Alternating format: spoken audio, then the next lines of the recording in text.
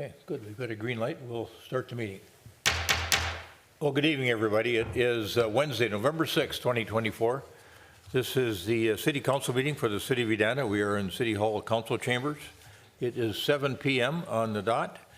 And as Director Benarod indicated to all of you in the audience and those listening in at home, we continue to do these meetings on a hybrid sort of basis. People are able to call in from home, either for community comment or when we have a public hearing, and we have one of those tonight involving cannabis that we've had on a moratorium for a year now since the state legislature authorized the sale of cannabis on a public basis as we tried to figure out what to do with an ordinance around cannabis. That's kind of the heart of the conversation in the public hearing matter this evening.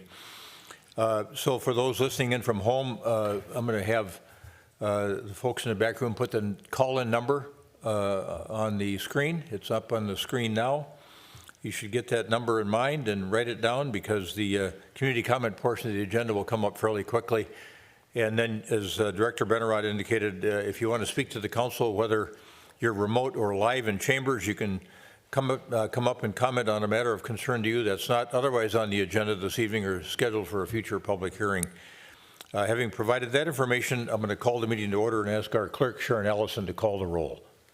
Councilmember Agnew. Here. Councilmember Jackson. Here. Councilmember Pierce. Here. Councilmember Risser. Here. Mayor Hovland. Here. Next is the Pledge of Allegiance. I pledge Allegiance to the flag of the United States of America and to the republic for which it stands, one nation, under God, indivisible, with liberty and justice for all. Thanks, everybody. We have a form of meeting agenda in front of us this evening. It's been published to the council and published to our residents. Is there anyone on the council or staff that wishes to modify the agenda in any form or fashion? Hearing nothing, is there a move to approve the? Is there a motion to approve the meeting agenda as published? So moved. Second. Member Pierce moves. Member Jackson seconds the adoption of the meeting agenda for this Wednesday, November 6, 2024 is published. Any further discussion? All those in favor of adopting the meeting agenda for this November 6, 2024, say aye. Aye. Aye. Opposed? Carried. The meeting agenda is adopted. And now we are back at community comment. And so we'll visit with our neighbors and fellow residents in the audience first, if anybody wishes to come forward and comment. Just a reminder again, if it's on the agenda this evening, it's a little bit off limits for conversation or scheduled for a future public hearing. And you'll need a microphone for the use of that center table if you have an overhead or some illustration you want to use.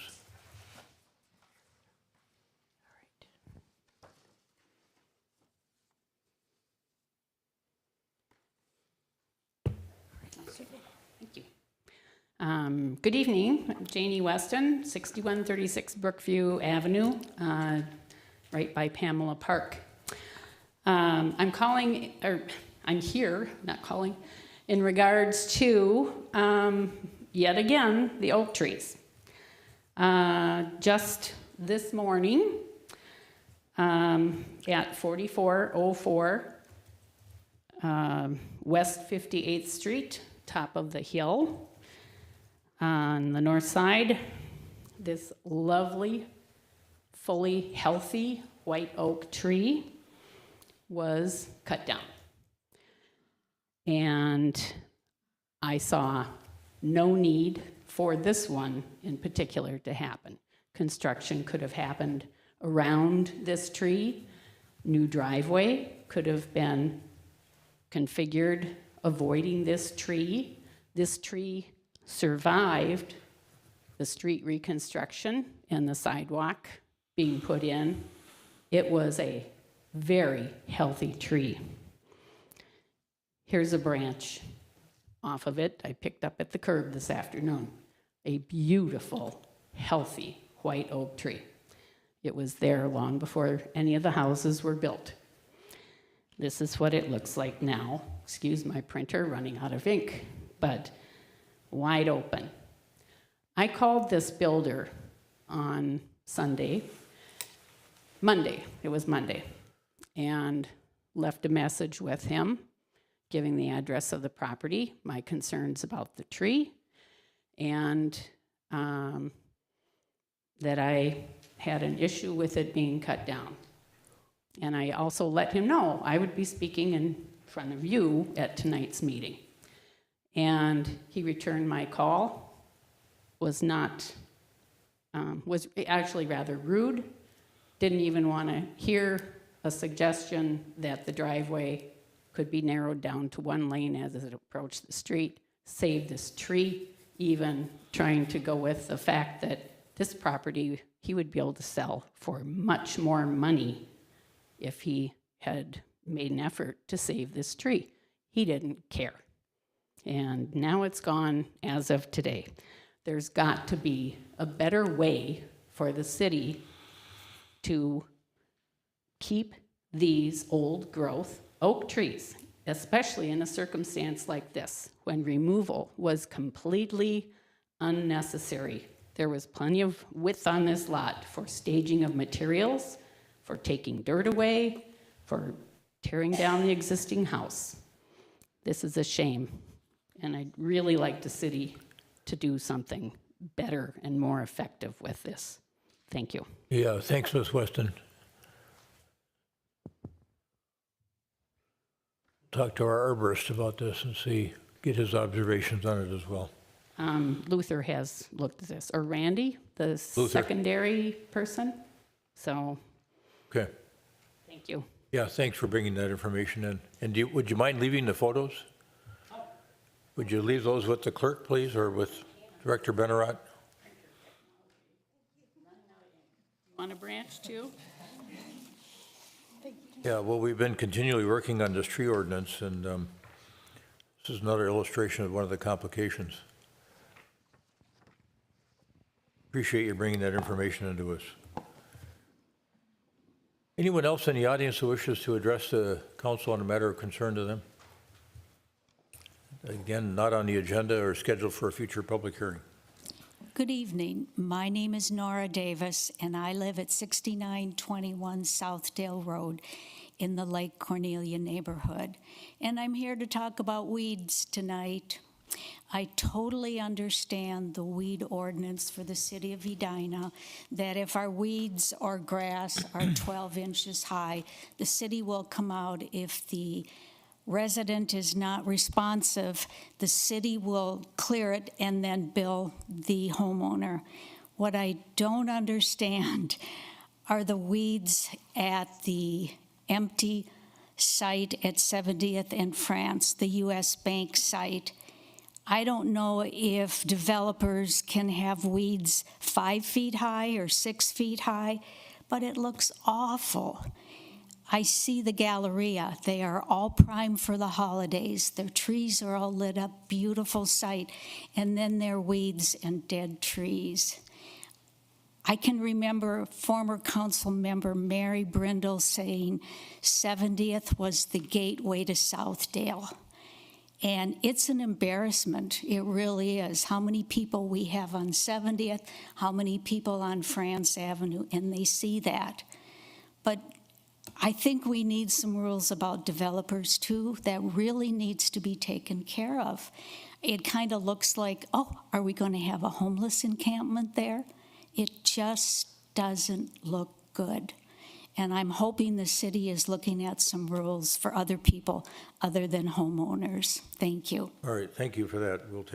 We'll have staff take a look at that. Anyone else? Okay, do we have anybody online? No. For those of you that don't know Director Benarott, she's really disappointed there's nobody online. Anyway, all right, so as is our practice here, if we had concerns of residents at the prior community comment at the prior city council meeting, our city manager provides a follow-on dialogue with respect to some of the answers to the questions or issues that were raised. We do that almost immediately within a few days of a city council meeting on a Tuesday night. By Friday, usually there are answers posted up on our website with respect to particular issues that are raised or questions that are asked. But we'd like to follow up in the live venue as well with supplemental responses that respond to the concerns that were raised at the prior meeting. So I'm going to turn to Manager Neal now to ask him to address any matters of concern that were raised at the prior council meeting. Manager Neal. Thank you, Your Honor. We had a number of people that spoke at our last meeting, but really there was only one question that we could discern from that. And the question was, why wasn't a decision on a final site plan and site plan review and zoning ordinance amendment for 7200, 7250 France on the City Council's October 15th meeting agenda as communicated to the public?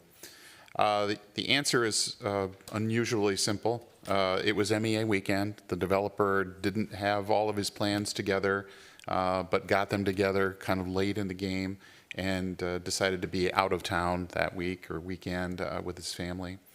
So asked if the planning division could push that to the next meeting, which is this evening. All right. That's it. All right. Thank you for that. Next matter on the agenda is, and then with respect to the issues that were raised tonight, I'm assuming that you'll check on the weed ordinance. That one I can talk to easily. Now, we don't have a different weed ordinance for commercial property. So no. we'll make sure that notification is posted with that owner and that issue is mitigated. Just so you know in the audience, by state law, the mayor is the chief weed inspector. So, but I get to delegate that authority. So if somebody knows what they're doing about weeds will go out and deal with that issue. And then the white oak tree, we'll take a look at that issue as well, relative to our ordinance. Okay, let's move on then to the next portion of the agenda, which is the consent agenda. Is there anyone on the council that wishes to remove an item from the consent agenda? Hearing nothing, is there a motion to adopt the items on the consent agenda in a single motion? So moved. Second. Member Jackson moves, Member Pierce seconds the adoption of the items on the consent agenda in a single motion. Any further discussion? All those in favor of adopting the items on the consent agenda in a single motion say aye. Aye. Aye. Opposed? Carried. Those items are adopted. And now we are on to something that we do annually, which is really quite fascinating. I think folks in the audience, whether you're here with us live or watching virtually, these images of Edina, the photo contest, has some wonderful photos taken by our residents. And Dan Dorr, a graphic designer in our community, and Feroza Mehta from Edina Magazine are here with us, I think. Both? Is Feroza here? Might just be me. Just you, all right. I had a note here that she was going to be here as well. Well, good evening, Mayor Hovland and members of the City Council. My name is Dan Dorr, the graphic designer here at the city, and tonight I have the honor of presenting the winners of the 2024 Images of Edina competition. The city established Images of Edina in 2004 to recognize Edina as a place of living, learning, raising families, and doing business. And each year, residents and employees who work in Edina are invited to submit their favorite photos taken in the community over the past year. Images of Edina is co-sponsored by the city and Edina Magazine, and I'd like to thank Edina Magazine and Feroza Mehta for all their work managing this contest. This year, we had 113 submitted photos. A judging panel of communications professionals chose the winning photos in 5 categories. The photos were judged on a variety of elements, including composition, lighting, relevance to each category, and degree of difficulty. There was an online vote on Edina Magazine for the Reader's Choice Award, and of the category winners, one photo was selected as the overall best in show, which will be revealed shortly. Now on to the winners. And to the winners attending in person, please step forward when your name is called so that we can photograph you accepting your award. For the activities and events category, our winner is Laura Heinmiller for Dream Big Dreams. Yes.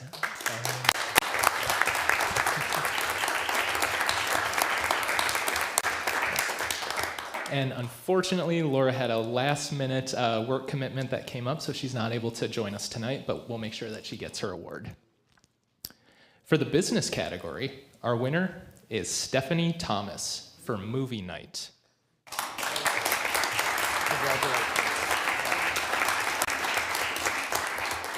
I also want to point out that Stephanie also won the people category for her photo, Wheels.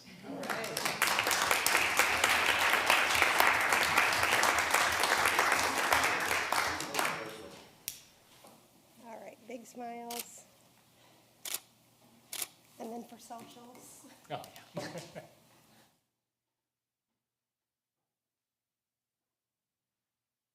All these people are trying to get out of your photo. All right, thank you so much. Did you get one back there? You got yours. Congratulations.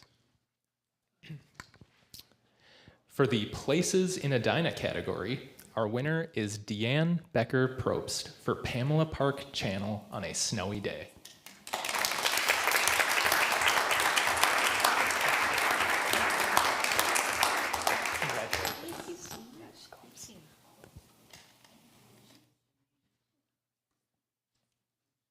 Snuggle up. And one more.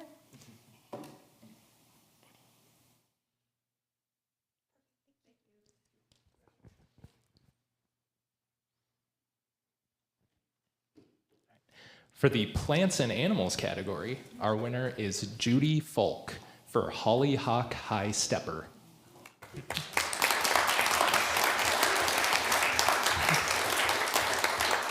And I believe Judy is not in attendance tonight, but we'll make sure she gets her award. All right, and now the Reader's Choice Award goes to Rebecca Peterson for Watch Dogs. Oh yeah, absolutely. Congratulations. Do you want me to take one too? Yeah. Or just, I got you.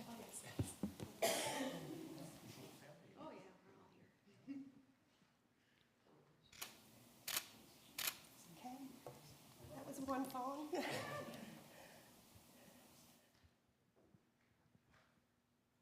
one more.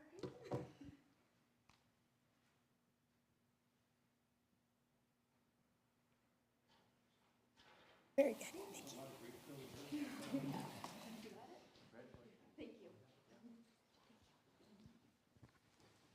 you. All right, and now for our Best in Show. Our winner, oh, there you go, is Stephanie Thomas from Movie Night. Congrats again. It's a great photo.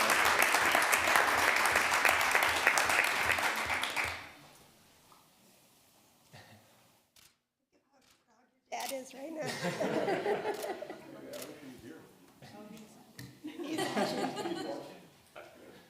He's probably going to text me in about 5 minutes.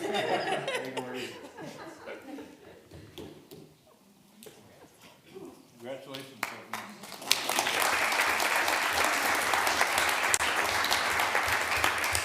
Yes, thank you to all who participated in the Images of Edina contest. Be sure to have your camera ready for next year. And winners, thank you for being here tonight. Congratulations on your wonderful photos. Yeah. Thank you, Dan. One more round. Everybody.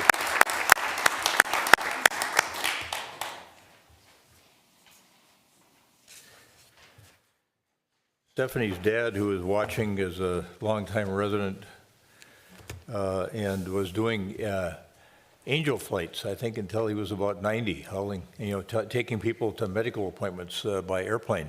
So just got an amazing family. Thank you for being here. And Gordy, congratulations. All right, so now we are on to the next portion of the agenda, which is the, I mentioned this earlier, public hearings. And we have been working on, for about the last year, what we think might be a way for us to deal within the context of the state law as best we can. The I guess, supervision, if you will, or regulation of recreational adult use cannabis. And so we've got a presentation tonight by Zoe Johnson, who is our city management fellow, and Addison Lewis, our community development coordinator. They're going to make that presentation, then we'll open it up for public testimony. And then I think what the staff is going to recommend is that we close the in-person public hearing, but keep the public comment period open until November 10th. And then we'll continue this action to our next meeting, which is on November 19th, 2024. So, Ms. Johnson, welcome. And Thank we look you. forward to the presentation. I look forward to giving it. Good evening, Mayor. Good evening, Council. Happy to be here to talk about cannabis this evening, specifically recreational adult use cannabis. Like the Mayor mentioned, I'm here with Jeff and Addison. So let's get started. To give an overview of cannabis law in Minnesota, the state legislature originally legalized adult use cannabis in 2023. That was passed with Chapter 342 in the Minnesota State Statute, and this permits personal use, possession, and transportation of cannabis by those 21 years of age or older. This also created the Office of Cannabis Management, or OCM, as we commonly refer to it throughout this presentation. The OCM is responsible for all licensing, enforcement, and rulemaking, which is still in process, and we will go through these a little bit later in the presentation. This also allows licensed businesses to conduct cultivation, manufacturing, testing, transport, wholesaling, delivery, and sale of cannabis and cannabis products. In early 2025, the Office of Cannabis Management will begin licensing cannabis businesses. Local governments are required to allow the operation of these businesses and can adopt reasonable restrictions on the time, place, and manner of the operation through ordinances, specifically the registration and zoning ordinances. Let's talk a little bit about the timeline. So again, cannabis businesses cannot operate until the Office of Cannabis Management begins issuing licenses, which is anticipated for early 2025. This will follow the completion of the Office of Cannabis Management's rulemaking process, as previously mentioned. The City of Edina has previously adopted a moratorium on any cannabis business, and that will expire at the end of 2024 to allow time for adopting regulations. Let's get into the State Office of Cannabis Management's responsibilities. So again, those three larger buckets are licensing, enforcement, and the rulemaking catch-all bucket. So licensing will incorporate forms, procedures, required disclosures, felony disqualifications, and limits on licenses held, as well as it lists details about those 13 different license types. When we talk about enforcement, Chapter 342 was written in a way that calls out enforcement as being strictly within the Office of Cannabis Management's jurisdiction.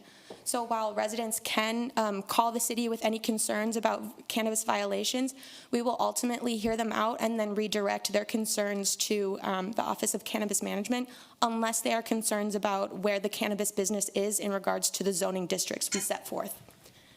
And lastly, when we talk about rulemaking, this is a larger catch-all bucket area for the Office of Cannabis Management, and it incorporates considerations like social equity, testing, and use of pesticides and fertilizers.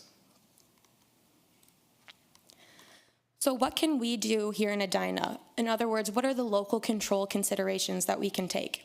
Well, a local unit of government may adopt reasonable restrictions on the time, place, and manner of the operation of cannabis business, provided that such restrictions do not prohibit the establishment or operation of cannabis business.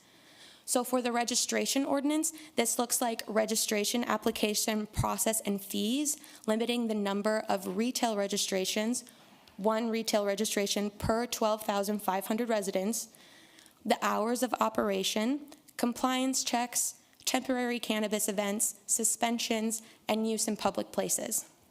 When we talk about the zoning ordinance, which Addison will get up here to talk to you about a little bit more in detail, we're talking about zoning districts for cannabis businesses, buffers from schools, daycares, residential treatment facilities, and attractions within parks used by minors, as well as other standards as deemed appropriate.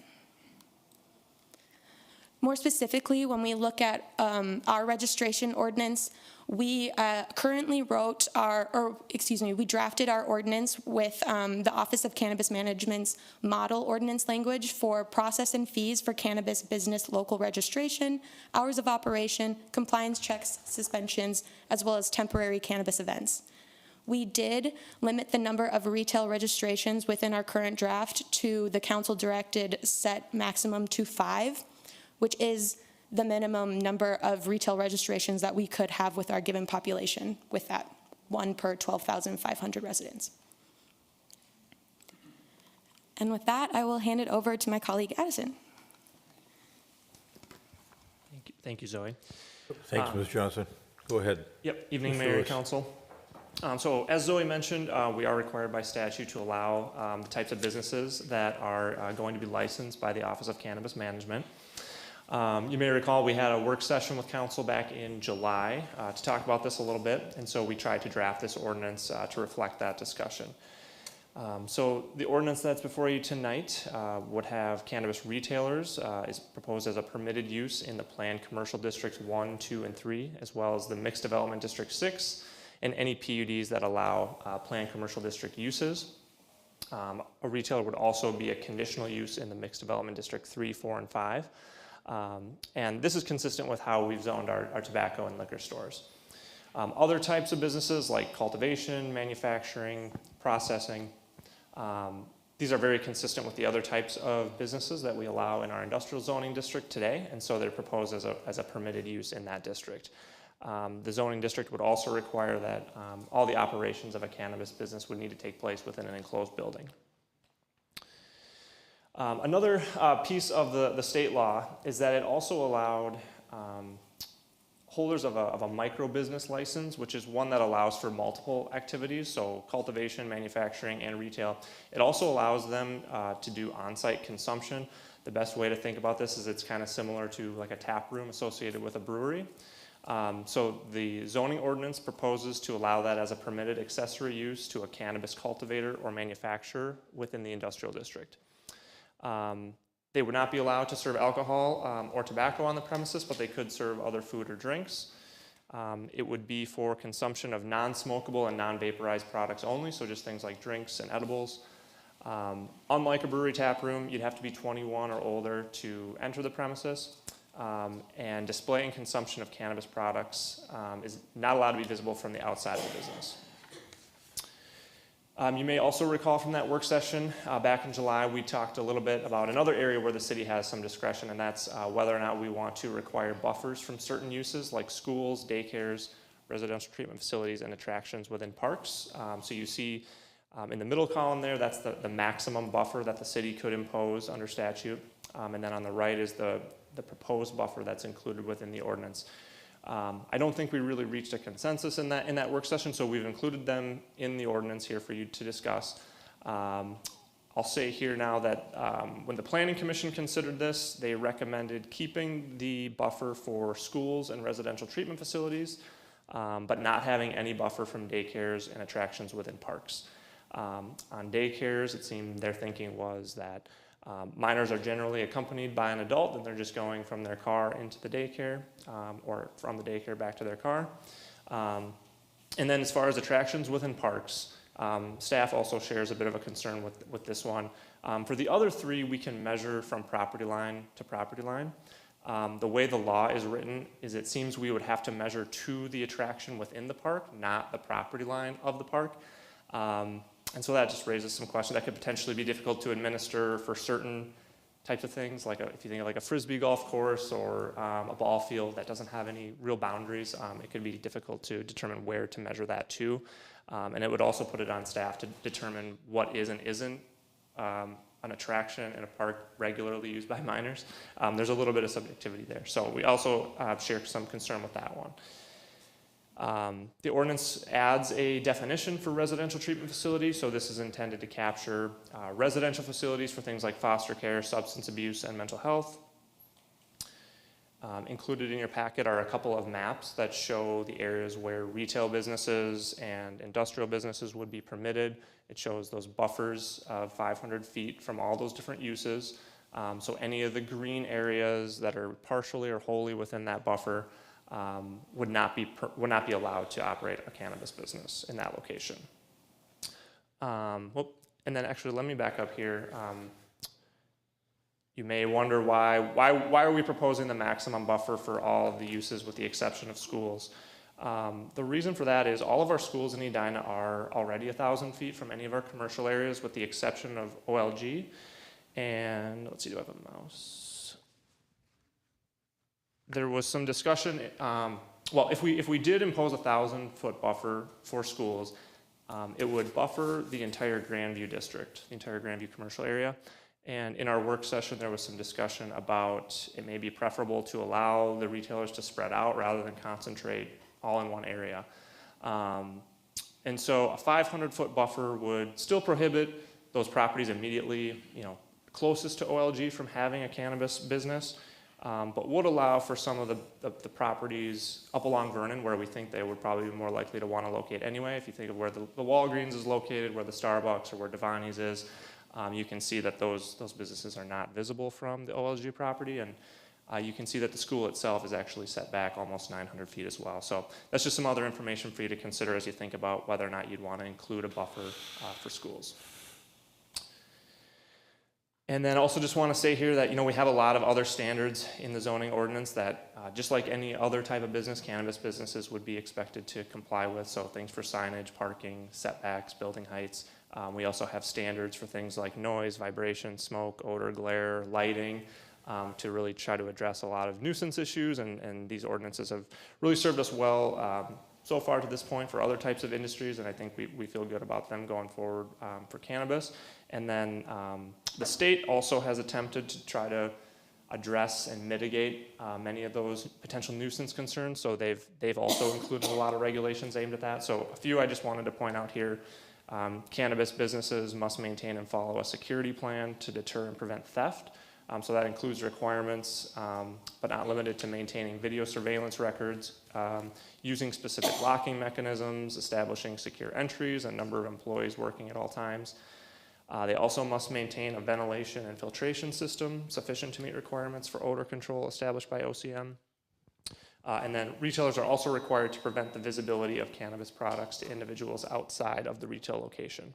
All their products for sale must be stored in a secure area. They cannot operate drive-thrus or sell cannabis products through vending machines. So I mentioned the Planning Commission. They've considered this ordinance that's before you tonight at their August 28th meeting. They voted unanimously 9-0 to recommend approval of the proposed ordinance with a couple changes or with a couple conditions. One being that the required buffer from daycares or attractions within parks be dropped from the ordinance. And it was also kind of under the assumption that council would be limiting the number of retail registrations to 5. I guess, yeah, that wasn't really within their purview, but they wanted you to know that their recommendation was based on that assumption. So tonight, staff is looking for a motion from council to close the in-person public hearing, keep public comments open until Sunday, November 10th, and continue action to the November 19th, 2024 City Council meeting. Unless you have major changes to what you have before you tonight, I think at that November 19th meeting, we would be looking for approval of first reading and waiver of second reading. Again, unless you had a lot of concerns or changes you wanted to see here. So we have a number of staff here that have been involved in this and would be happy to answer any questions you have. All right, thanks, Mr. Lewis and Ms. Johnson. Questions from council members? Councilmember Risser. In terms of the buffer for the daycare, if I'm remembering correctly, I watched the Planning Commission and they were focusing on kids being dropped off, but what about the possibility of people smoking cannabis near the daycare? I'm just concerned because I haven't done a lot of research, but I see articles that seem to indicate in Minnesota sidewalks are places where people can smoke cannabis.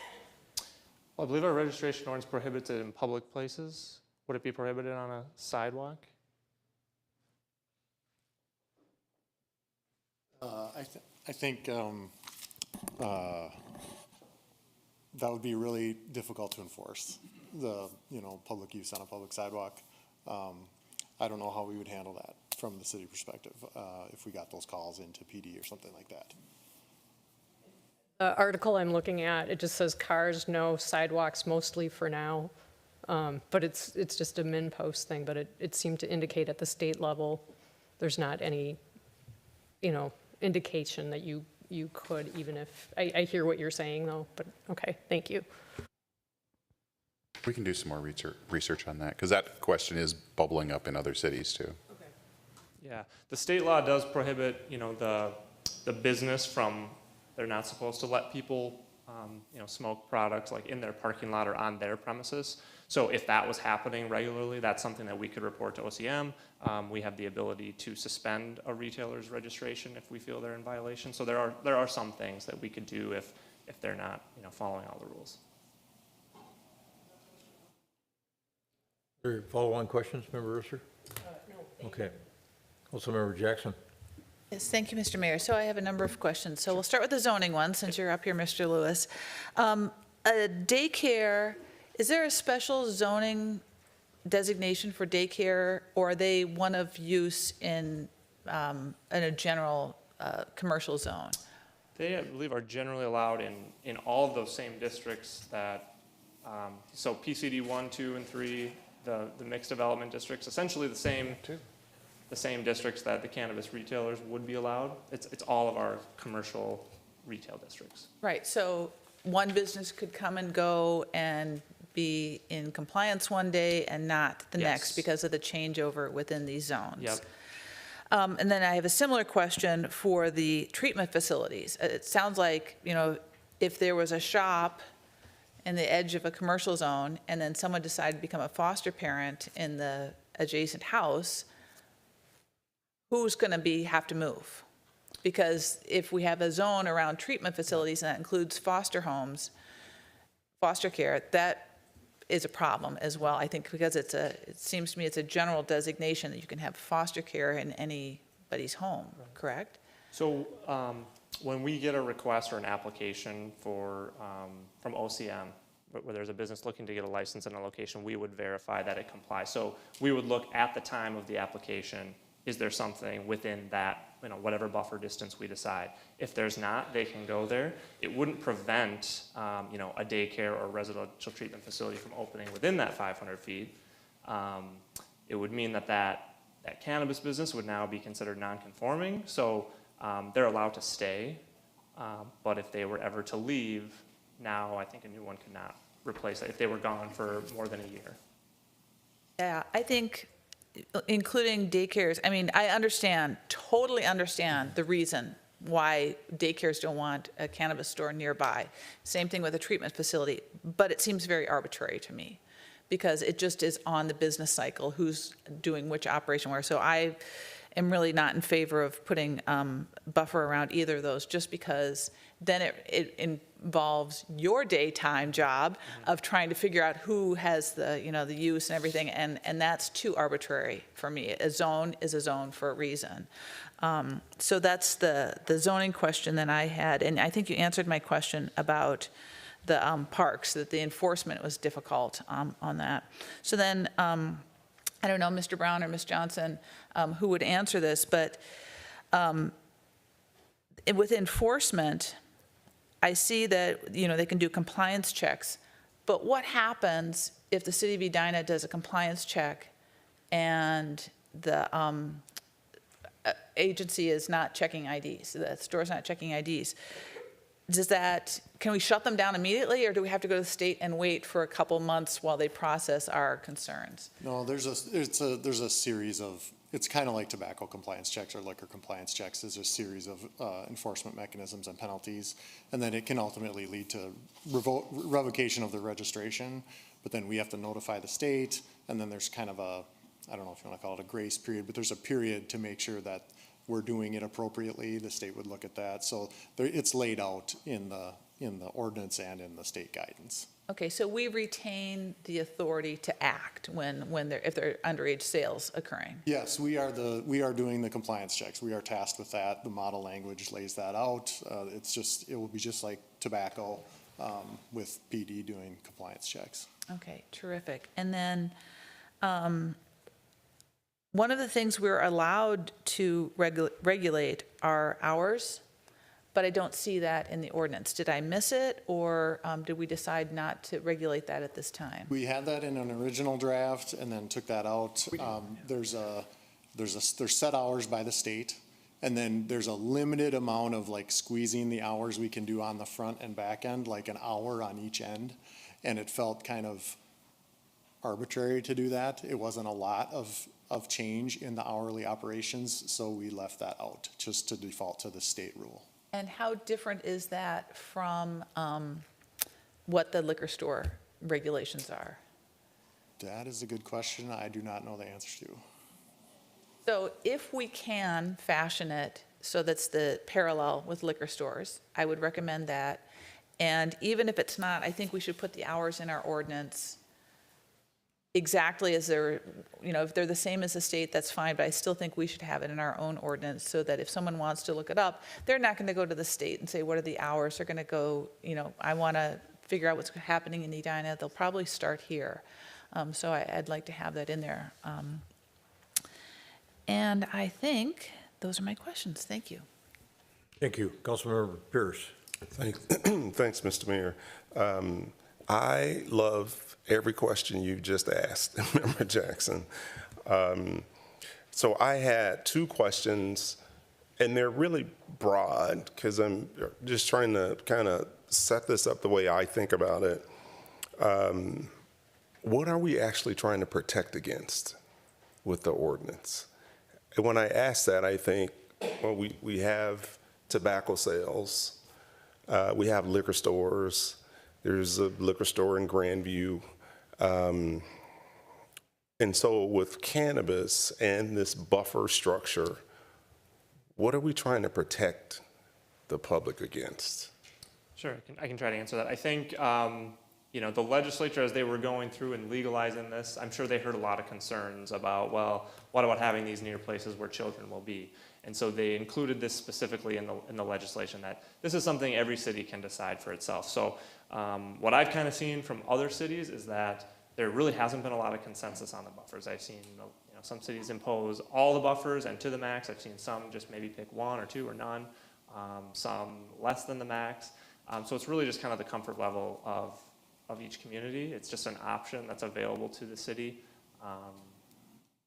Again, I think the intent is to, if as a city we wanted to provide some distance between those types of businesses and places where children or other types of vulnerable populations might be, that's an option to you. But to answer your point, we're not buffering from liquor stores, tobacco stores currently. Right. So thanks for that. The concern I would have, and this is a question, and it really is in alignment with what Member Jackson asked. My concern would be thinking about how do we ensure safety with the use of these products, just in general within the community. And so today, someone could go into an establishment, sit at the bar, drink, and walk out of the bar and drive home drunk. They could do that. And we have enforcement policies where if, this person is found driving, they get a DUI, right? And then there's a whole, that kicks off, right, an entire set of processes behind that. And so in this case, how are we going to enforce safety with the use of cannabis? And so that's, when I asked the first question, what are we really trying to protect the public against? For me, I think we should be focused on safety. What things do we need to do to ensure that people are engaging in this activity in a safe way and they don't cause harm to the community? And I don't really think buffers do that. And so if we go through and we may have valid reasons for adjusting buffers and having buffers, right? That's okay. But I haven't seen or heard anything that says, well, here are the things we're going to do to ensure that the public is safe with regard to cannabis. So I don't know if that's a question or a statement, but maybe can you talk about the conversations you've had about safety concerns and ideas around ensuring that the community stays safe? Yeah, maybe you have some thoughts too. I can start by just saying, I know that there's a lot of regulations in the state law around how these products need to be packaged, how they need to be labeled, how they verify, age compliance, how they can be transported, making sure everything's secure. It's very thoroughly regulated that way. Yep. Once it gets into the hands of people, they take it home, or like you said, if someone's consuming on site and they decide to drive, maybe let you speak to that, and Sure. maybe police as well. I think driving under the influence, that's more Aaron's department there as far as like what's going to happen in a traffic stop and that kind of thing. Have we thought about that? Do we know what we're going to do? Is it the same as alcohol or any other substance? The general answer is yes. The challenge is right now in the moment is, and it's not even so much in detection, but in testing and whatnot. We're still kind of watching the development of effective testing that would be similar to the practicality of testing like an intoxicated driver. Seeing some development and promising stuff, but marijuana is a little bit harder to quantify with like field testing or even blood or urine type testing that is commonly used. So that's one of the challenges there. But as far as enforcement goes, the behaviors that would cause you to get stopped, the evaluation of a driver to determine if they were under the influence would be similar to other non-alcohol drugs. So those things are in place. As a department, we have drug recognition experts that are trained in those types of evaluations. The catch is a evidentiary test that is going to be accepted as practical for determining definitive intoxication. So, but we'll definitely be working on it, and our officers make good cases on other abstract sorts of things, but it's definitely a concern. Thank you. To the other part that I was going to get to, as far as like prevention of misuse, abuse, that type of thing. One thing that we will receive, because we are a community health board as a city, it's kind of unique for us. We will be receiving a cannabis and substance use prevention grant from the Minnesota Department of Health. We just got notified of the amounts and things this week. Bloomington and Richfield will be getting that as well. So that would be more along the lines of like, you're going to use this for the first time. How do you do this in a safe way? How do we do education, that type of thing? So there are funds being pushed out by MDH for that, but it's like just happening right now. Okay. You had something else? So I think it really is important, regardless of what we do with this ordinance, that we're focusing on the right balance. And I personally think the current conversation just around the buffers, and even at some of the state, some of those conversations can give us a false sense of security and control around this. And so I definitely want to make sure that regardless of where we are at this stage in the process, that we're continuing these conversations around how do we keep users of these products safe, keep the community safe, because I think that is really paramount on my mind. And then the last question I have, and I think the way Member Jackson worded the processes around how we manage alcohol compliance. I assume that really is that the same process or very similar process? It'll be very similar. And so the question I have is adding this to the regulatory process management. What's the cost to the city to add that? Or is it the same? I think I anticipate it to be pretty minimal. Like, for example, we have 18 tobacco licensed facilities right now. So annual compliance checks, that's 18 compliance checks. The most this will add is 5. So it'll be a very similar process to that. But the volume of businesses is going to be very low. So I mean, each compliance check has time investment. You know, you have to have a person go in and do the, you know, it's a process. Yeah. But from a just strictly numbers perspective, like compared to tobacco or liquor even, it's a very, very small number, but a very similar process. Okay. And if I'm correct, the decision on the buffers, that actually has nothing to do in terms of costs, I assume. I see we would set that, this is in the ordinance, these are the buffers, and so if someone applied, we would just validate whether or not they were Yep, in the zone or OCN not. will reach Yeah. out to make sure that the site complies with our zoning, so planning Yeah. staff would do a quick check to make sure it meets those buffers. Okay, thank you. Member Agnew. Thank you, Mr. Mayor.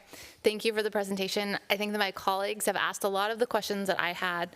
And I really appreciate the way, Councilmember Pierce, you were thinking about it, because that kind of echoes how I was considering this, especially when we're asked to kind of evaluate specific numbers, whether it's 500 feet or 1,000 feet.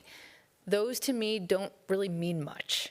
And so I always look at, okay, well, what are we doing from a liquor store perspective? And question in here, we don't have buffers. It's what I think I heard you say, correct? Correct. Thank you. And so I look for what is similar. How do I kind of quantify what does 500 mean to me? And I think based off of this conversation, I don't know that whether it's 500 or 250, hearing, you know, what other cities are sometimes increasing or decreasing those numbers, I don't know that it's going to drive us towards more safety. And so that's really what I just want us to consider and potentially challenge as we're thinking about this. And then additionally, I always look to have uniformity. And so I don't want to add in necessarily buffers for cannabis if we don't have buffers for other things. And so I know we're going to open up the public hearing and continue thinking about this for a couple of weeks, but that right now is kind of where my mind is landing, is I don't see the value in it when there are so many other things that we're doing from a safety perspective, so many other things that we're governing from the state level.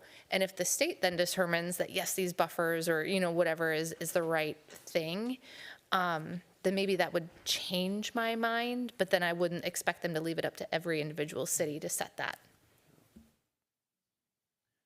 Risser, something Member Jackson said caused Member Risser to want to inquire further, comment further.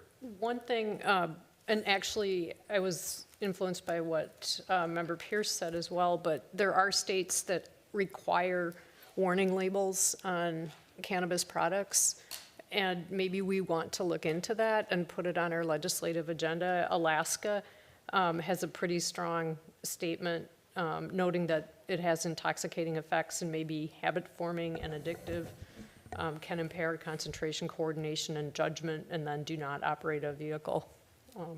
We can check to see if that's already occurring. I Yeah. think it might be. I believe that it is. We could look into the exact requirements that's and in the- language and come back to you with that at the next meeting. Okay. Yeah, thanks. Go ahead, Member Jackson, go ahead. So regarding the reason to have buffers, and, you know, looking at the map, it doesn't really affect Edina, but I think the idea is that there's not a cannabis store next door to a school, so that every kid who walks to school has to walk by the cannabis store. Or, you know, if they're waiting in line, if there's, you know, a field trip or something, they're standing there looking in the window and saying, oh, what is this, and everything. So just to kind of put a little bit of a buffer between impressionable children and the sale of this. And so, again, thinking about our map, it doesn't really affect, unless for some reason at the Grandview site, we make that commercial, there could be right across the street from OLG, a cannabis store. And so just so that every kid walking to school doesn't have to walk by an intoxicating business of intoxicating elements. And so we might want to add something for liquor stores. Because we have municipal liquor, we have total control over that. We can put them wherever we want, and we can put them as far away from schools as we possibly can. So that's a protection that we already have. But with this, it would be a private industry, and so we might want to consider that. But that's what I think, is little kids walking to school and wanting to give a little buffer between that and the business. All right, I've got a few questions as well. In the proposed form of ordinance, it covers what you characterize as a temporary cannabis event. And it caused me to think of the situations we have here once in a while where one of our churches will be having a fundraiser and they want to be able to serve alcohol, and we give them like a one-day license to have a beer garden or some sort of alcohol consumption. So talk to us a little bit about what a temporary cannabis event is and how we would go about regulating a temporary cannabis event. I think that is one part of the model language. This is straight from the model language. That kind of remains to be seen how that facilitates, like what style they become, or what format they come out as, or if cities even allow them. Like that is one thing that we can modify, and I think even not allow. I can check into that some more. No, we have to allow it, but we can set conditions. Say that again, Mr. Kendall. Mayor, the state statute requires cities to allow temporary cannabis events, although I honestly don't know what a temporary cannabis event actually is. But the cities can set conditions and regulations on those temporary cannabis events. I think location is one of those conditions that we can set. So there's some parameters that are configurable, I guess, in that section. But I think it's kind of an unknown at this point what shape those events will take.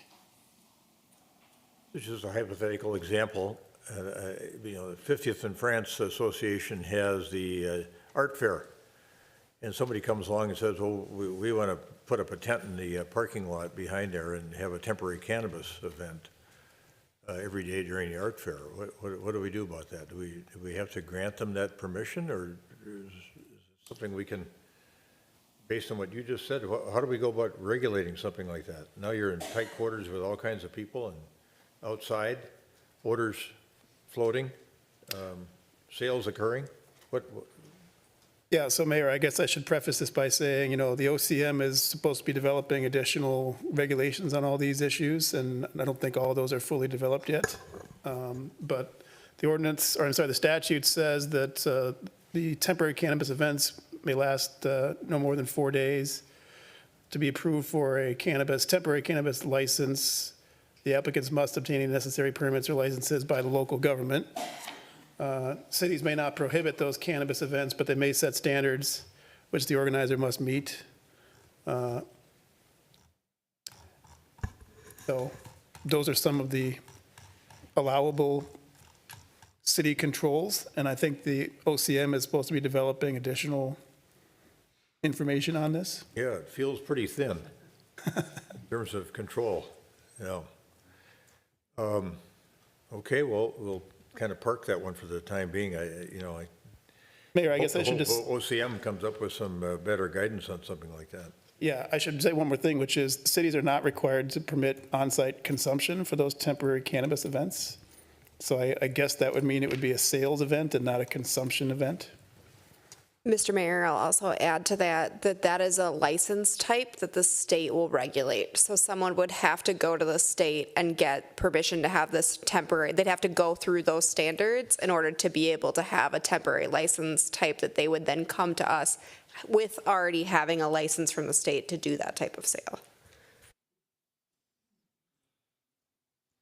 And what is there any pre-notification requirement at the state level, state statute level, to have OCM notify us that an application's been made for a cannabis event? We would still be able to have some regulations regarding how they would go about doing a temporary one in the city, but the actual process of getting licensed, someone would need to go to the state, get a license. It couldn't just be your church deciding one day that you want to have a cannabis temporary event. You'd have to go through a process in order to be able to do that sale. Okay, I'll get off the temporary cannabis event issue for a bit. The other thing I want to understand a little bit better is on-site versus off-site consumption. There's some inferences in the proposed form of ordinance that there could be on-site consumption. So we have to allow one of these cannabis stores for every 12,500 population. So what does that put us at? Planning Commission recommended 5 facilities. We're going to allow them in any business district that we have. And then how do you go about determining whether those facilities can have consumption on-site or just consumption, buy it and then leave with it? So it's like on-sale and off-sale liquor. What are the parallels there? I can speak to that a little bit. So the on-site consumption, so that is only allowed for a micro business license holder, which a micro business license from the state allows them to engage in multiple activities. So cultivation, manufacturing, retail, and then the on-site consumption. So our ordinance it won't allow like a retail store to locate in the industrial district. That's where the manufacturing and cultivation businesses would have to go. The on-site consumption has to be accessory to a cultivation or manufacturing business. So that would only be in the industrial district. It's not something that all of our retail stores and all of our neighborhood commercial districts, they would not be able to do that. They would not be allowed to have the on-site consumption. All right, so it'd be somewhat akin to, I'm going to use Wooden Hill Brewing as an example. They're out in the commercial industrial district. It's a microbrewery. Yep. They've got all the appropriate licensure. Somebody could come and say they wanted to do the same thing with respect to cannabis. Correct, yep. They want to do their cultivation inside a warehouse, and adjacent to the warehouse, they got a space where they can engage in a retail on-site consumption of cannabis. Yep, exactly. We have to allow that. We do. Mr. Mayor, we have to allow the five number is a minimum, right? We could have more if you wanted to have more, but the 5 has been determined by population and the ratio of population to stores.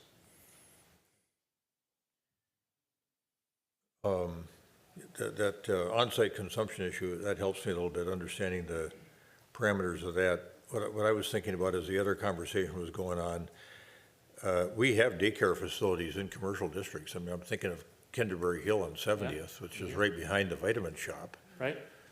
Yep. And, if it's,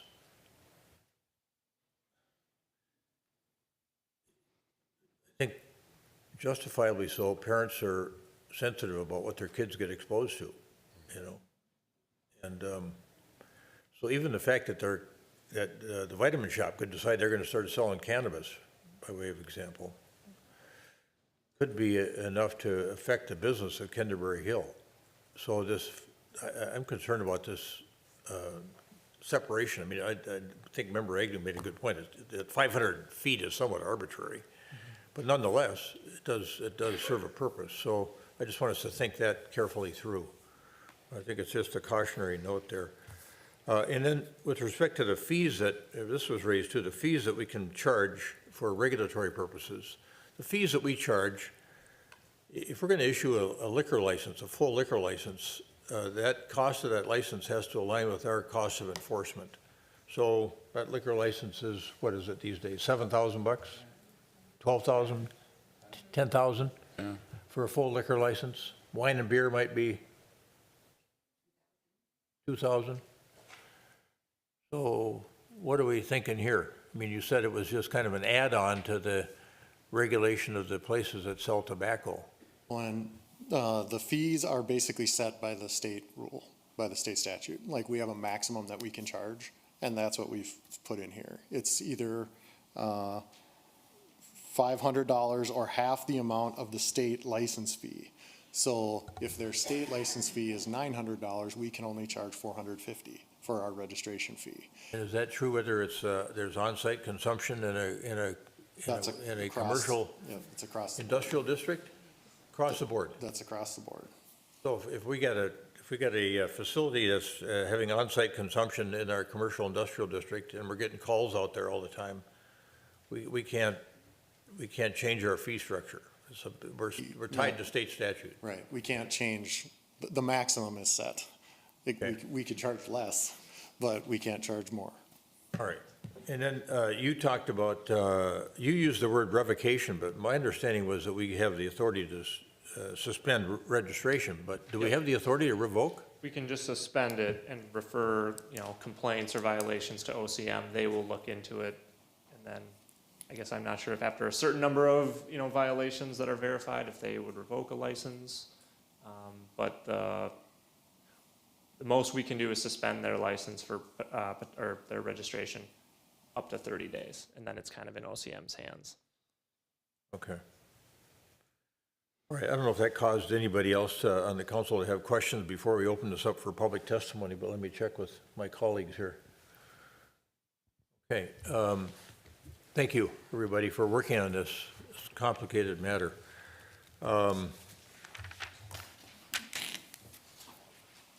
Yeah, and then as a couple of our colleagues have raised the issue of public safety. I mean, the whole notion of how we know how to deal with an intoxicated driver that's been consuming alcohol, but this whole world of potential intoxication with cannabis is something we're going to have to figure out how to deal with.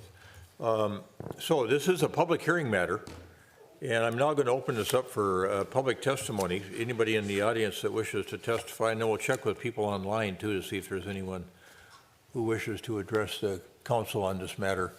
And as I mentioned, we'll probably close the public hearing for public testimony in person tonight, but we'll leave it open for further supplemental written testimony through through Sunday, and then take it up on the 19th of November. Yes, Ms. Weston. Hello, Janie Weston, 6136 Brookview. This is a really interesting discussion. And I'm jotting notes because I'm thinking, well, what about this? What about that? Let's see. Okay, in what we just saw, there's schools, there's daycares. Are they more clearly defined than what we were just seeing? What is a school? And what is a daycare? Where does a preschool fit in there? A Montessori school that goes up through, say, 3rd grade? Where these need to be really clearly defined. I'm assuming, but I don't know if a school means up through 12th grade. Could it be like Hamlin University? They rent space in an office building on France Avenue, south end of France Avenue. Technically, that makes it a school? I don't know. Or a private school that wants to, well, anyways, I'd like to see really clearly defined terminology there for those. All right, very good. Okay, so if you have a pre-existing, permitted cannabis shop, and a church that's close by decides there's a great need for preschool to be offered in our neighborhood, our community, and they want to have the preschool that's within the buffer zone. You had some discussion about this, but which comes first, the chicken or the egg, is kind of the question. How, I'd like to see that more clearly defined. How is something like that handled? Another thing, from what I've read, seen in the news, and what I just heard discussed here, it sounds like testing someone for how much under the influence they are is still medically and tech-wise being figured out. Frankly, I'd like to see that worked out better before anywhere in the state can have cannabis shops. That's just my opinion. And also, if the city with our population number can have 5 cannabis shops, do they have to be privately owned, or could the city, as we have 3 municipal liquor stores, can the city operate, say, 3 shops. Ms. Wesson, I need to have you wrap up your Okay. comments because you're over That the was my 3-minute mark. last one, but All right. can municipal shops be Yeah. done? And if So- you have more thoughts, send them in, please. Okay, all right, Okay. thank you. Okay. Hi. Good evening. Good evening, Mayor and Council. I'm Chrissy Summerstad. I know I've been emailing with most of you. I've had the chance to speak with some of you in person. This is a new topic to me, but something that I think will be Can really... we get your address, please? Oh, 7204 Gloucester Drive. Thank you. Relates to what I have been emailing you about, which is the issues with daycares and city accountability when we do approve things and fund things.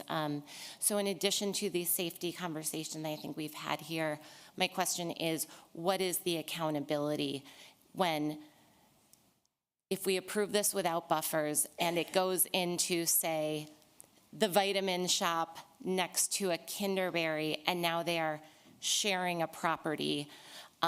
What does that look like when these materials are discarded, dropped, and daycares are now forced to do sweeps for paraphernalia and that sort of stuff? I totally understand districts are districts, and there's a reason daycares are in business districts. But business districts are larger than 500 feet. We're talking about roughly a football field. So let's move it down the line, right? Let's put it where Tavern on France is or the Chase Bank is. Let's put a buffer in to make sure that it is not sharing physical adjacent property where our children are, where our children should be expected to walk on their daycare property and not be systematically picking up drug paraphernalia. That seems reasonable to me. Sure, 1 storefront down, 2 storefront downs, go off private businesses, great, let's do that. But I do think it's reasonable to have buffers in when the city's only answer after they go in is government overreach, private business, we have no accountability. So that's what I'm asking. Let's put the regulations in. Obviously, the managing body has recommended daycares as a buffer consideration because it's a reasonable buffer consideration. And the best way to do that is on the upfront. Thank you. Thank you, Ms. Somerset. Appreciate the thoughts. Anyone else in the audience wish to address this issue?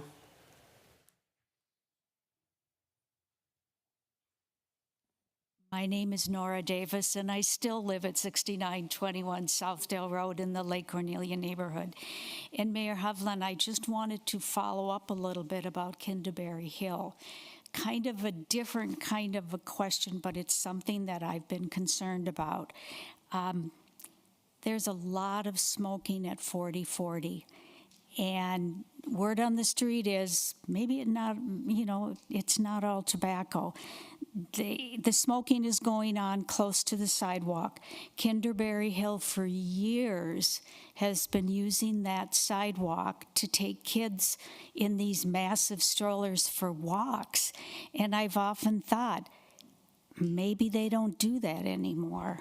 But that, to me, is kind of a frightening situation, and that would be even if the vitamin shop isn't selling it, if it's going on the property and the kids are going past and inhaling it and being exposed. I think that's a true buffer issue and a concern. Yeah, Thank thanks you. for that. And we are working on that issue.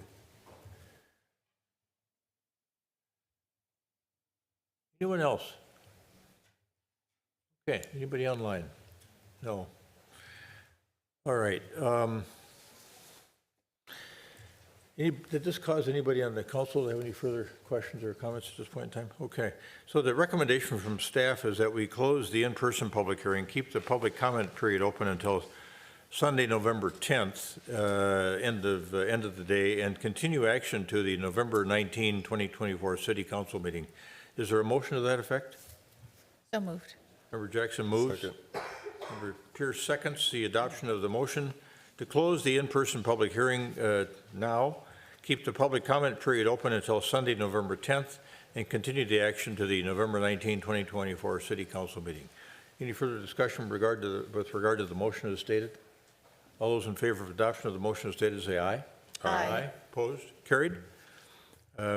We will continue this matter to November 19th and be open for further written comment through the 10th of November. All right, that completes the public hearing portion of the agenda. We are now going to go to reports and recommendations, and the first matter we have there is something that we deal with usually every 2 weeks, and that's a resolution accepting donations on behalf of the city of Edina. We've got several to deal with this particular reporting period. When somebody wants to give a gift to the city of Edina, state law requires that we accept those donations with a supermajority of the council approving it. And so we've got resolution 2024-93, accepting donations on behalf of the city of Edina. Is there a motion to adopt resolution 2024-93? So moved. A second.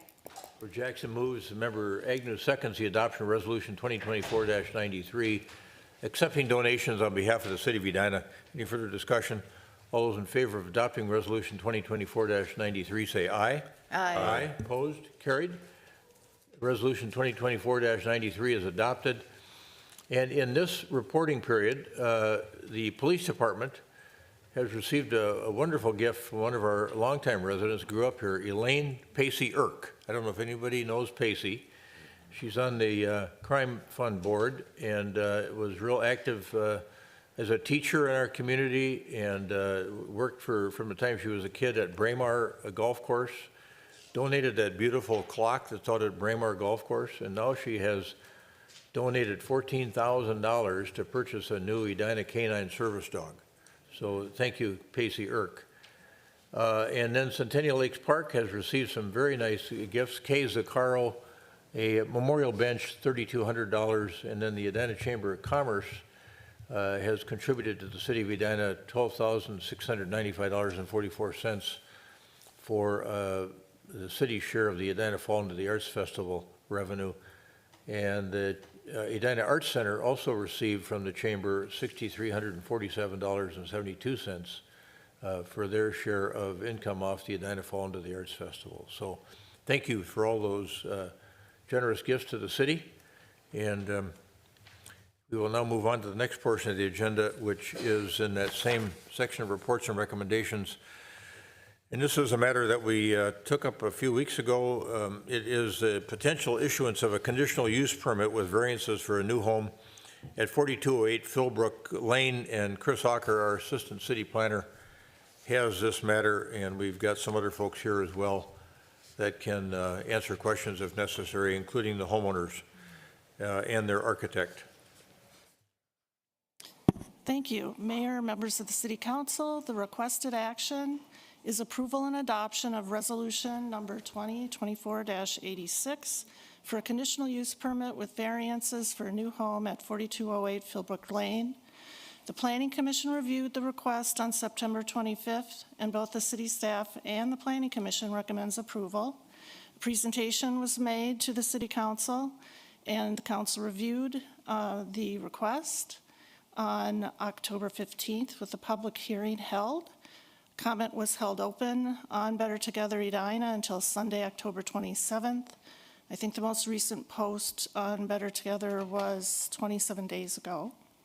Heather Manham, the applicant's architect, and property owners Courtney Kelly and Michael Bush are present. And with that, I will end the reintroduction of the requested action for resolution adoption. All right, very good. Any questions for Ms. Ocker?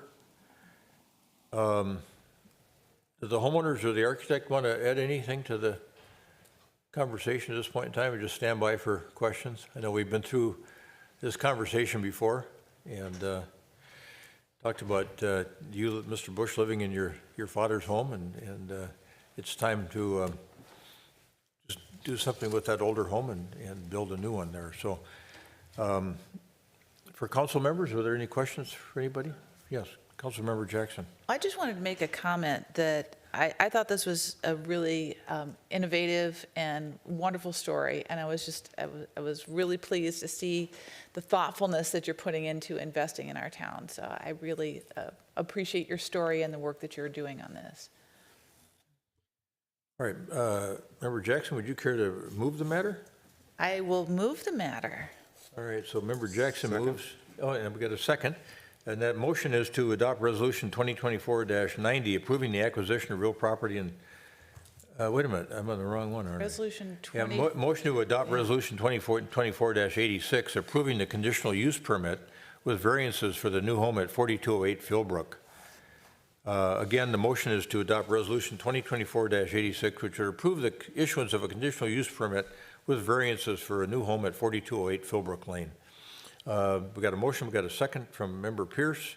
Any further discussion? All those on the council in favor of adopting the motion as stated, say aye. Aye. Opposed? Carried.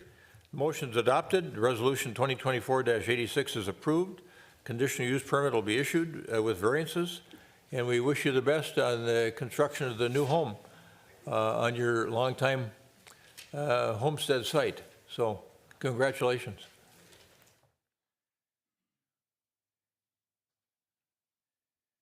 And next we have I think it's been an interesting matter that we've worked on for probably a year and a half.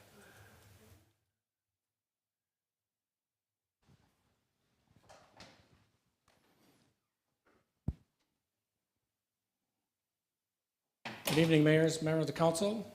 The next item is up for consideration is 5235 Highwood Drive. And as the mayor said, there was a request, and I'll get into the history, but we got three items tonight we'd like approval, but it's really to make sure that the council supports this idea. Because if we do support it, there's these 4 actions tonight, and there's one other action of doing a plat process for this particular project that would go through the planning commission and back to the city council. So these are the 4 actions we're asking you tonight, and then again, there's that separate process that would contain public hearings to approve a plat going through the planning commission and the city council.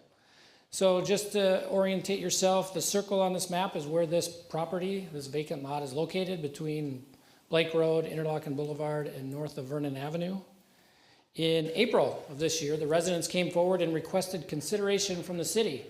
And they're requesting that the city initially fund the purchase of a vacant lot, with the residents paying for that purchase with special assessments over 15 years, and then creating a conservation easement over a portion of that lot. And they presented reasons why they thought that made sense, and I just noted they talked about water and wastewater, green space, trees, wildlife, really tying it to the comprehensive plan and the climate action plan. So that picture on the right is the lot in its current state. It's just a wooded lot, vacant lot. This is in more detail. So within that lot that exists today, the Bennett's to the west would like to purchase a portion of that lot, and that's highlighted there with the orange arrow and the green outline. The Carters to the south would purchase a corner of the lot, and then what would be left is what's designated there, that red circle, and parcel C. That's the parcel that they would request the city purchase, and they would pay for with special assessments and would be put into a conservation easement. So the land price was $150,000 for that parcel C, determined by the assessing department.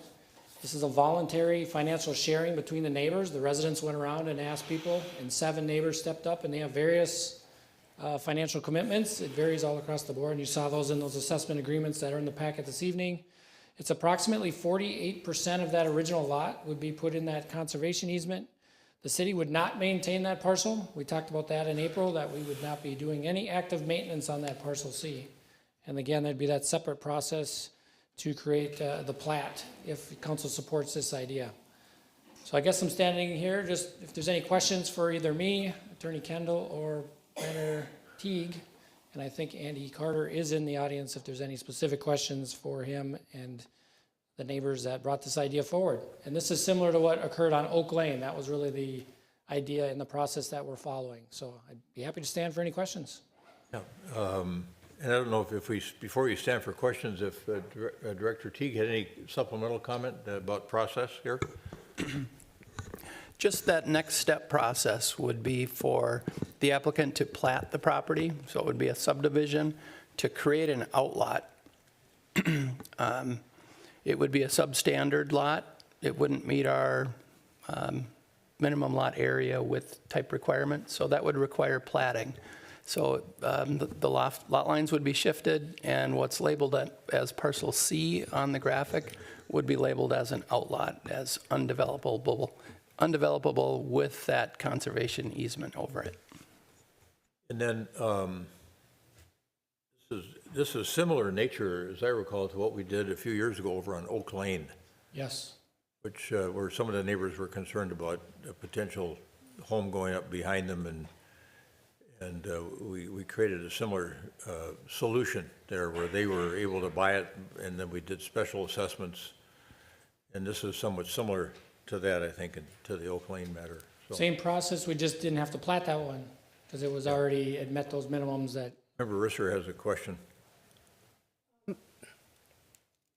My question is, well, actually, I have several concerns, and I really do appreciate the effort to save trees, and I think that is really important. But this process means we're creating a parcel that does not meet the zoning standards. And in our packet, we were told that this would be a lot line adjustment. And when I look at the code, it says the resulting parcels must meet all applicable ordinance requirements, except that if one of the parcels was previously non-conforming, it must become more conforming as a result of the subdivision. So what we're modeling here is we're taking a parcel that does meet code, we're subdividing it, and we're making it non-conforming, is how I'm seeing that. And I am very concerned about this because I think we don't want to move forward in a way that is, problematic and, doing something that is against code. So if I could hear from Attorney Kendall, that would be great. Yeah, so I think that's a fair question. Is there anything about the proposed solution here where we plat as a subdivision through a variety of steps and then create an outlot that is contrary to the code? So, Mayor, if this was done as administrative lot line adjustment, that would be contrary to code, which is why I recommended that staff kind of modify the recommendation here and go through this platting process. So if it were platted, that would not violate the city code section governing administrative lot line adjustments. Why doesn't it need to be subdivided? It would need to be, the platting would be a subdivision. But we don't see the process of subdivision playing out here. There's no sign in front of the property notifying people that it is being considered for subdivision. There's no established public hearing. So that would all have to come later. It seems like we're putting the cart before the horse. I think, I won't speak for the applicants. I think the issue is they wouldn't, if the council indicated it was not willing to go forward with this, then they would not apply to subdivide it in this way. The other issue I have is I have done a little digging into, processes for creating these, natural areas, and the city would not need to own it. We could do what Shakopee does, where the land stays within, the owner owns it, but the city has an easement over it, a conservation easement to protect the trees. And then if that was the process we took, we wouldn't need to spend $150,000 purchasing the land. And I'm getting a little concerned. I mean, I'm looking at our 13% plus property tax increase, and also thinking that usually with conservation easements, the benefit is that the property owner will get a tax reduction on the land, but it's not necessarily the case that a municipality is going to actually purchase it outright. And so there's the expenditure of buying it. There's also potential costs down the road because we would be the owners of it. And so I have not seen any figures telling me what those expenses might be.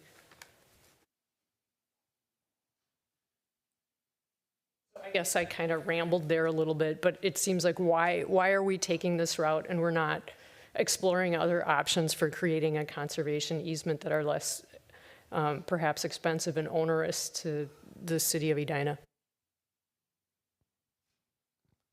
This is just a method that was done previously that the residents are asking you to consider. There are other ways to establish conservation easements, and if you're not comfortable with this method, then, the council could say no. Thank you. Other questions from council members? Councilmember Jackson. So regarding the cost, we're going to do an assessment on people who have agreed to it. So the city's not buying this land. The neighbors we're getting it through the assessment process. So out of pocket is the neighbors are paying for this and just through the city's vehicle. Is that correct? Yeah, we pay it initially up front, and then over 15 years, they pay it back with a 3% interest rate. Correct. So in the end, we haven't spent any money of our own. Correct. Okay. And then tell me a little bit more about conservation easements.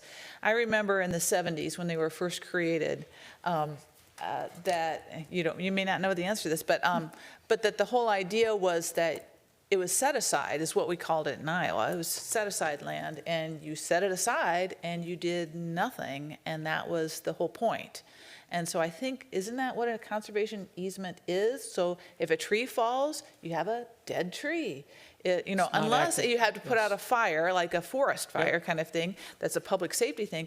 But if, there's a wildcat who goes to live there, there's a wildcat that lives there. We don't go in and keep up the land because it's in a conservation easement. Is that? That's correct. Am We're I not going to remembering that maintain the correctly? parcel. Yep. Yeah, so there wouldn't be any maintenance costs, any other than just public safety concerns, right? So, like I said, if there was a fire on the property, the fire department would come and put it out like the same as we would as any other piece of property, correct? Correct. Okay, thank you. Risser, and then I'm going to bring one of the neighbors up to explain kind of the history of how we got where we are. Just a couple points of clarification. It is a parcel of land that goes right up to the street, so we would need to make sure that we weren't having trees grow and block the view, and so there would be some degree of maintenance because it does have street access. The other thing is that there's no driveway or anything. there's no else. driveway, but it goes up along that cul-de-sac. But it's a street that we plow anyway. Yeah. Right, but I mean, you can't just let the trees, I understand what you're saying.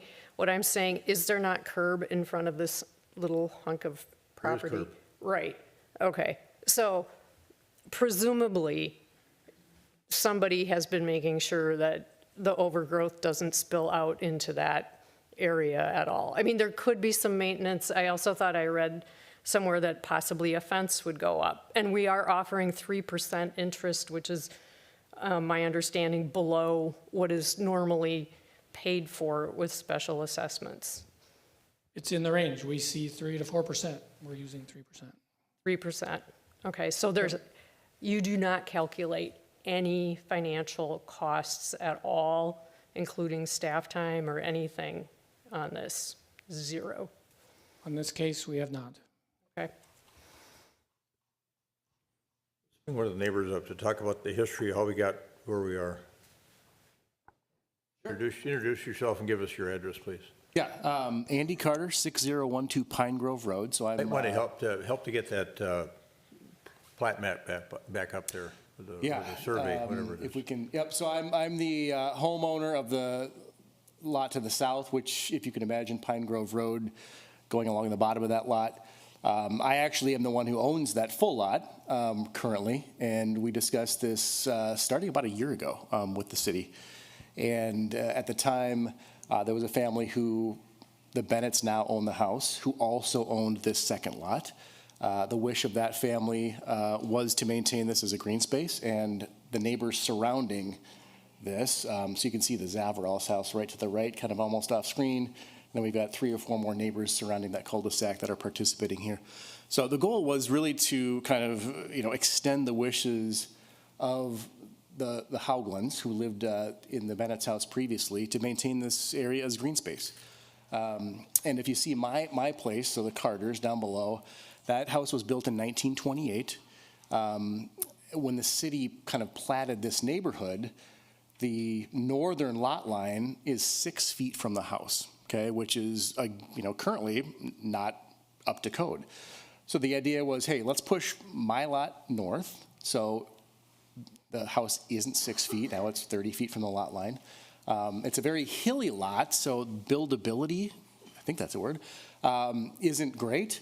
The Bennetts wanted to extend their lot because there was a fence, the Haugland's old fence heading into this, the other lot they owned. And then the question was, how can we, again, keep this a green space for the neighborhood and, aid into the city's climate action plan, which was to, we're trying to grow greenery in Edina, right? We're planting trees everywhere. Why don't we just, help maintain? That's cheaper, it's easier than buying trees, planting trees, et cetera. So that was our idea.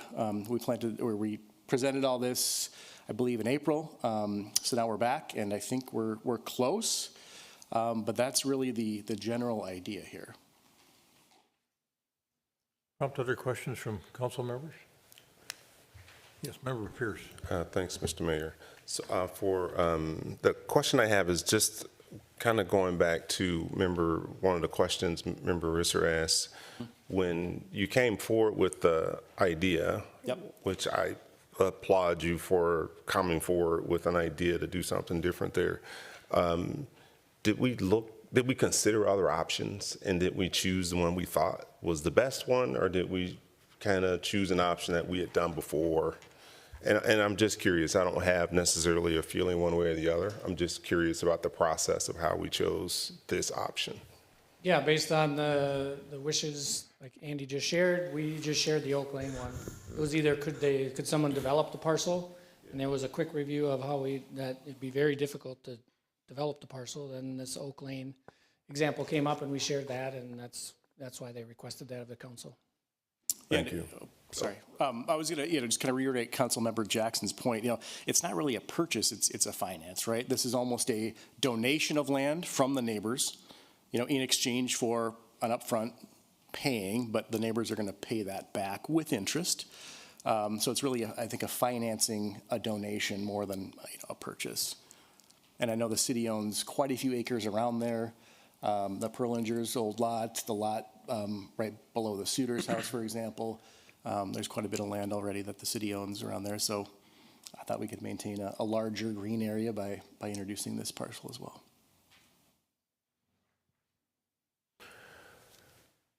So I can provide more context too if you think it's necessary, but I support this idea just like I did over on Oak Lane. I thought it was wise thing to do with this property. Well, you see the Bennetts, there was a family named Haugland there who owned much of the property at 50th and France. They both passed away. They had no kids. And for years and years, they owned that part, what I'll call Parcel C. And I think the whole neighborhood assumed that it was just going to be part of the, though it was a separate parcel, it was going to always be kept in a natural state. And then when they both died, they had a trustee who, exercising his responsibilities as a trustee to try to maximize the value of all the assets that they owned, including a lot of property at 50th and France, then thought he should try to sell Parcel C.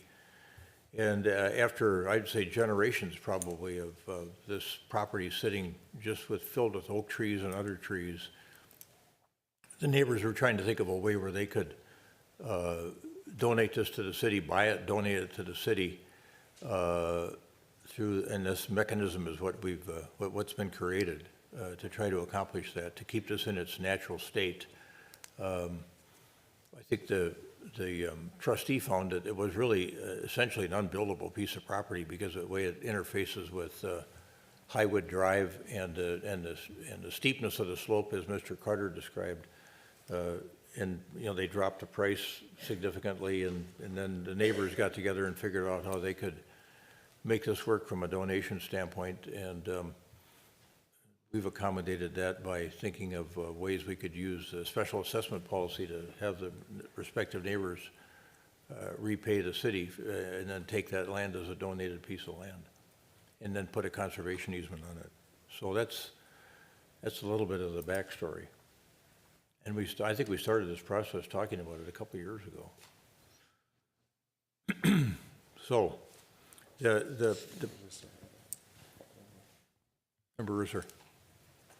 I, again, want to emphasize, I appreciate the importance people are placing on the trees, but I really feel like we do so many things in kind of a one-off way that really undercuts process. And I think if we're going to get into the business of conservation easements, we should look at what other municipalities are doing and set standards. And I'm uncomfortable with the way this has moved forward.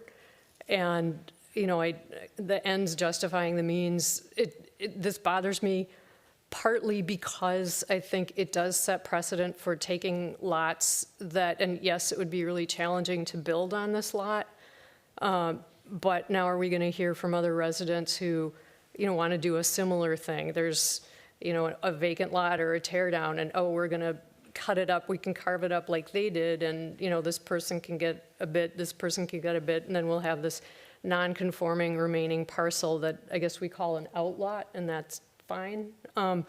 But, you know, I have not had time to research that aspect of it. When I was going through the packet, you know, I raised the issue of this not being adequate for a lot line adjustment and needing platting. And so it's just really rather disconcerting that it came to us and this issue hadn't been addressed earlier on, and now we're going to go set up a public hearing kind of after the fact back to the Planning Commission. And I think it is important that we do things in a way that seems to be more consistent. This part of Edina, if you look at the Climate Action Plan, it's not hurting for tree canopy. Other parts of Edina really are. And that's not to say this part of Edina should not, you know, preserve its tree canopy, but we're losing so many trees in other areas where there is no protection. And so you know, think about what is sustainable, what is ongoing, and, you know, are we going to see more requests like this? I don't know. But because of the way it has come forward, I really can't support this. Thank you. Fine. Thanks for those thoughts. So I've been on the council, I guess, more than 20 years, but I've only seen this happen twice in the period of time I've been on here. So it's hardly precedent setting. It was guiding because we created an original sort of notion around how to deal with Oak Lane. And to me, this is just part of being in a community and trying to find solutions to issues that, in this case, create a beautiful piece of nature conservancy, essentially, in a neighborhood that preserves some property, trees that have been there for decades. And we don't have any responsibility relative to it, and we're going to get the land donated. It's just going to get paid for in an unusual way. So I support it, and I'll entertain from anybody a motion on the council, a motion to adopt resolution 2024-90, approving the acquisition of real property and dispensing with statutory requirements for review by the Planning Commission. Vacant land purchase agreement and resolution 2024-91, approving and adopting special assessment agreements and conservation easement. Mr. Kendall, it's okay if we couple this all in one resolution or one motion? I think it is, Mayor. I just wanted to note that some of these agreements may have to be modified if the platting application comes through and is approved, and there's going to be a new platted legal description, then we may have to modify the exhibits to these documents to reflect the new legal description. So this is step one. Yeah, I think I'd recommend the council approve it subject to any necessary modifications as a result of the replatting. And obviously, if that platting does not go through for some reason, I think then they'd probably be asking to nullify these agreements. But the council should just be aware that this is pending the plat application and presumably approval of that application, and then substitution in of the new legal description as a result of that platting. Hope that makes sense. Sure, yeah, it does. The way I understand it, then the motion would read, we did potentially adopt Resolution 2024-90, approving the acquisition of real property and dispensing with statutory requirements for review by the Planning Commission, vacant land purchase agreement and Resolution 2024-91, approving and adopting special assessment agreement and conservation easement, all subject to the modifications potentially created by the platting of the property. Is that correct? That's my recommendation, yes. That's the motion? I will make that motion if I don't have to repeat it. Member Jackson moves the adoption of the motion as stated, and the Member Pierce seconds the motion as stated. Any further discussion? All those in favor of adoption of the motion as stated, say aye. Aye. Opposed? Name. Motion carried, and we'll move to the next step. We'll do the platting and create the subdivision and see if we can create an outlot out of it. So, all right, very good. Thanks for being with us this evening to help explain everything. All right, and now we are at the next matter here, which is a piece of property that we've been, I guess you could call them opportunities that have unfolded at 7200 France over the past 6, 7, 8 years, or several. And we're going to talk about it again tonight. And we've got Director Teague and Director Milner here to make the presentation with respect to potential adoption of Resolution 2024-50 and Ordinance 2024-05, which would approve a preliminary site plan review and a zoning ordinance amendment. And the address, again, is 7200 France. Gentlemen? Yes, thank you, Mayor, members of the council. We're going to tag team this evening. So as mentioned, this is a preliminary site plan and ordinance amendment. The City Council held a public hearing on this one on August 7th, and there were a lot of questions at that time and subsequently since in regard to traffic. So Director Milner is going to go through some of those traffic issues. So I will touch on the site plan and ordinance amendment. So to start out with our pyramid of discretion, again, this is a site plan review based on the PUD ordinance that the City Council adopted back in February of 2023. And the second part of this is the zoning ordinance amendment to that PUD 16. And that request is to reduce the first floor ceiling height from 16 feet to 14 feet.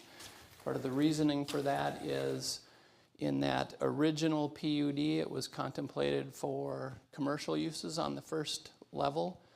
This proposal this evening does not have commercial use on that first level, so they'd like to lower that ceiling height to 14 feet. So this is a look at the approved overall development plan as part of that PUD 16, again approved back in February of 2023. The approvals at that time granted final site plan of Phase 1, which is the 7250 parcel right here. That is to be a 76-foot tall, 124,000 square foot office building with a coffee shop. Currently, they're going through the building permit process for that first phase, and they hope to start construction this fall. As part of those approvals... Would you repeat that again? They're hoping to start this fall? Yes. On 7250? On 7250, okay. Correct. Good to hear. And as part of that first phase, all of the public space that you see here was intended to be put in as part of that first phase. The only open-ended piece was this dashed line here, but as part of the overall development plan and that ordinance amendment that was adopted, set up some parameters, and that parameter being that the building be 72 feet tall. The council wanted to reduce the height compared to the first phase because it was a little closer in proximity to the single-family homes to the west and north. So this is a graphic illustration of that Phase 1. So again, this is the building where we're hope to start construction this fall. And what we saw as part of that overall development plan was just a mass of the building. We didn't get into specifics about number of stories. It was just regulated in the ordinance based on the overall height. There's been some confusion about 5 stories versus 6 stories. The preliminary approval of the site indicated in the resolution that the building was to be 5 stories, this second phase. But the ordinance itself just regulated just the overall height, didn't regulate the number of stories. With the final approved resolution, it did indicate 6 stories for this phase 2. But again, the ordinance didn't change. It was regulating a 72-foot height. So again, here's a look at the site plan that's proposed, 6-story building. They've eliminated that 10,000 square feet of retail. It does meet the 72-foot height requirement and also meets all of the setback regulations established in the ordinance. Another bit to clarify, some of the feedback that we've received stated that part of the approving resolution required vehicular access onto 72nd. That was there was a vehicular access on 72nd as part of the PUD that was approved for this site back in 2018. That project never went forward. And the project that that was approved here did not contemplate any vehicular access. The condition stated that the phase 2 retail, housing or hotel use must have entrances on the 2 street frontages. The intent there is to have pedestrian access toward the street frontages per the Southdale design guidelines.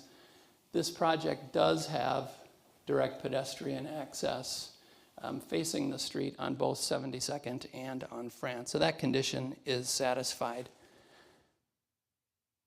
So just to quickly compare here, again, in 2019, there was a PUD that was approved for 2 6-story buildings of nearly 300 units, 30,000 square feet of retail and 10 condos in the northwest corner.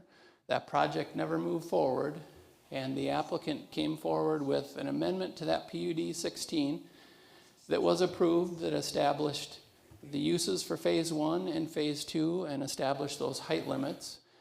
And with the request in front of the council this evening is a preliminary site plan for the 153 unit apartment with no retail, and then that ordinance amendment.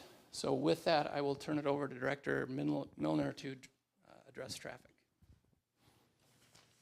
So we took a look, big picture. We zoomed out and said, what's going on in these various neighborhoods, Lake Cornelia, South Cornelia, Lake Edina, and Park Lawn.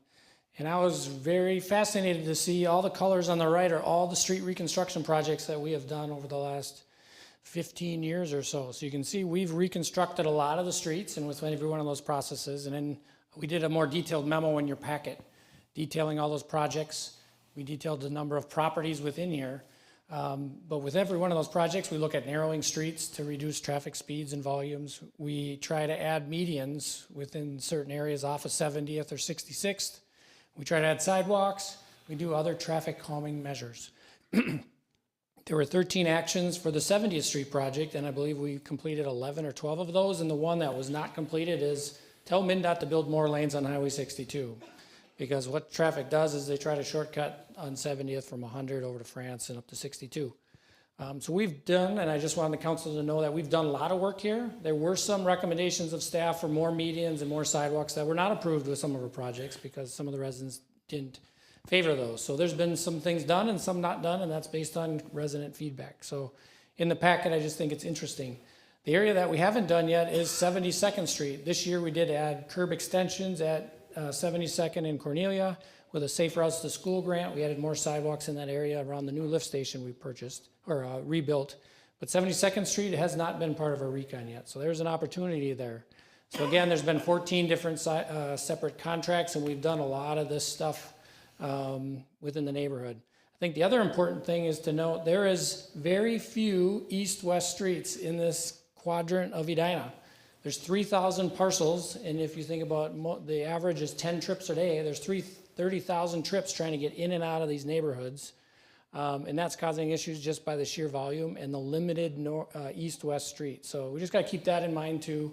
That's a very challenging neighborhood from a network of streets because there's very little access out. We did do the traffic study that was done by a traffic professional. The streets around this can support the project, so we wanted to mention that.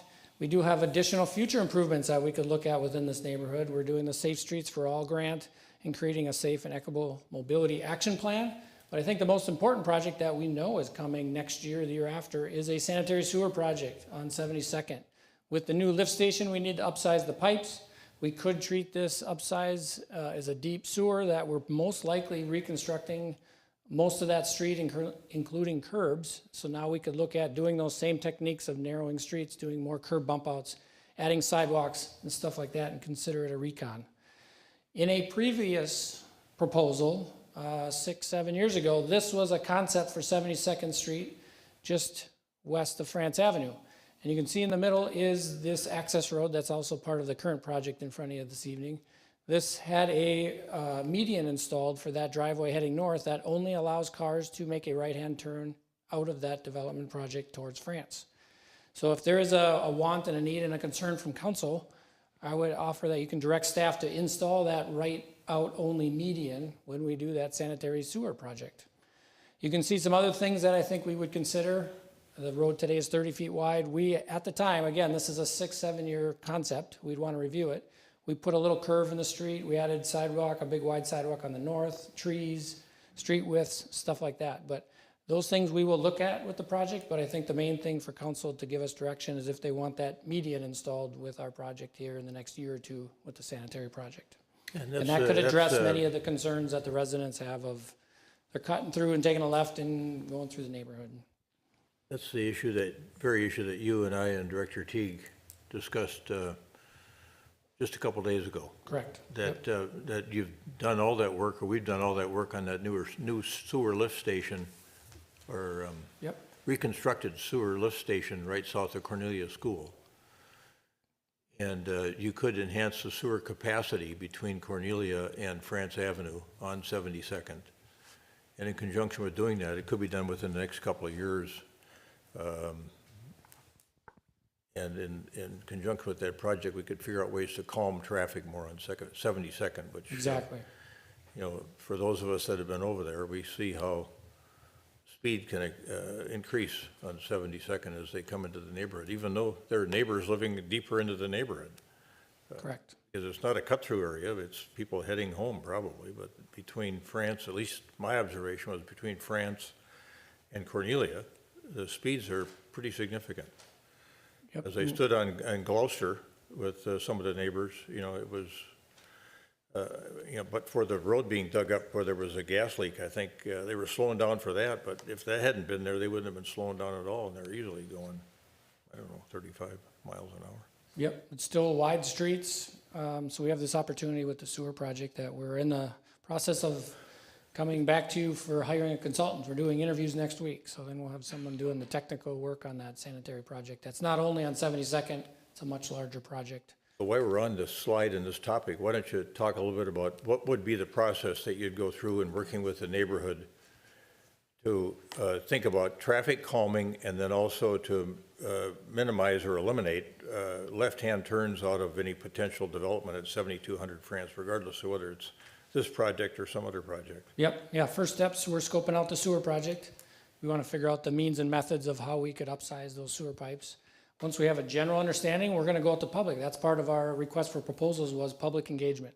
So let's hear the concerns, whether it's around the sewer or the street or the sidewalks, because we're going to have most of it dug up now. So it's real similar to our street reconstruction program. Once we have a general idea of what we're doing and where, we'll reach out to the public, offer opportunities to provide feedback, most likely on Better Together Edina, and then probably some face-to-face meetings with residents. We'll always take questions and comments on that site, or they can email and call me directly when that project continues to move forward. Now, the benefit of a write-in or a write-out of this is that, again, anybody going north on Gallagher or out of this project area cannot take a left to go into the neighborhood. So if the traffic's being generated by this project, they got to go out to France and figure out a different way wherever they're headed, right? One of the other concerns we heard was that if, because of the theoretically new internal street just east of the pond, the new Yep. pond, people could come that were going eastbound on Gallagher and cut south and then go west. But this would take care of that too. If there was a median barrier preventing left-hand turns out of a development, it would prevent left-hand turns from anybody coming through on that road too, I would imagine. Depends which direction, but we can look at those options and where the concerns are and see which median and the style of that. Yeah, Member Jackson, this has caused her to think of something too. Well, this is a long-term plan. Is there, on my neighborhood where Dover and Londonderry are, they put in a new cement barrier to slow things down at that intersection. Is there something we could put in immediately when this is being built, and then whether the sewer project goes forward or not, there's some protection there? Councilmember Jackson, when we look at timing of the development project, and they're just getting started on that one on the south parcel. This one, we don't have a schedule yet. I think I'm gonna be there first and beat any development. It's usually a 2-year plus process to build and finish anything. I might be here next year, if not the year after. So the timing of when their project would start generating traffic is gonna align when our project's done. So Okay. I don't see an issue there with that timing. Okay, very good, thank you. Yeah, go ahead, gentlemen. Yeah, just in conclusion, we're recommending, along with the Planning Commission, their recommendation was unanimous to adopt preliminary approval and grant first reading of the ordinance. They would have to come back for final approval and second reading of the zoning ordinance. Okay, other questions for staff at this point in time? Let's get back to this pyramided discretion issue. It seems to me like the last time, or maybe when we had the public hearing, you told us that because there was an overall development plan that approved both Phase 1 and Phase 2, and I think Phase 1 was, you had pointed out what was going to be involved in Phase 1, including the retention pond, and there's some TIF associated with this that would be used, I think, most of it in Phase 1 to build all this infrastructure out. That's correct. But I remember you saying that we had very limited discretion on what we could do here. And so I think it'd be important to understand that again, or revisit that, both with respect to the proposed zoning amendment and with respect to the preliminary site plan.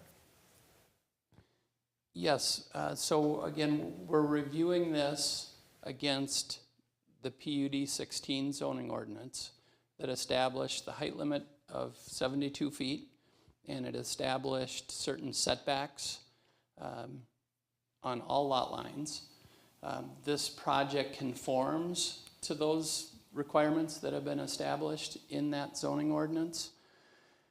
In terms of the amount of traffic that's generated from this compared to what was contemplated at the overall development plan stage with the removal of the 10,000 square feet of retail would have a lesser impact than what has originally been approved.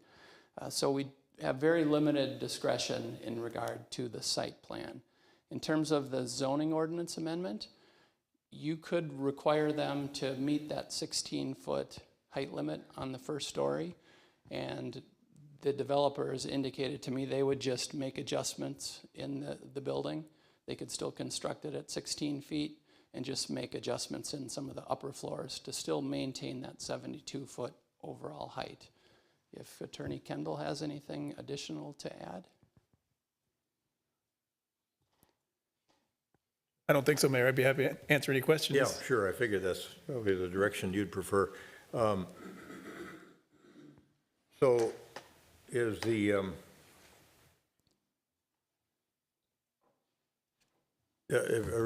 reason we had 16 feet in the first place, I remember, was because they were going to have retail on the first floor.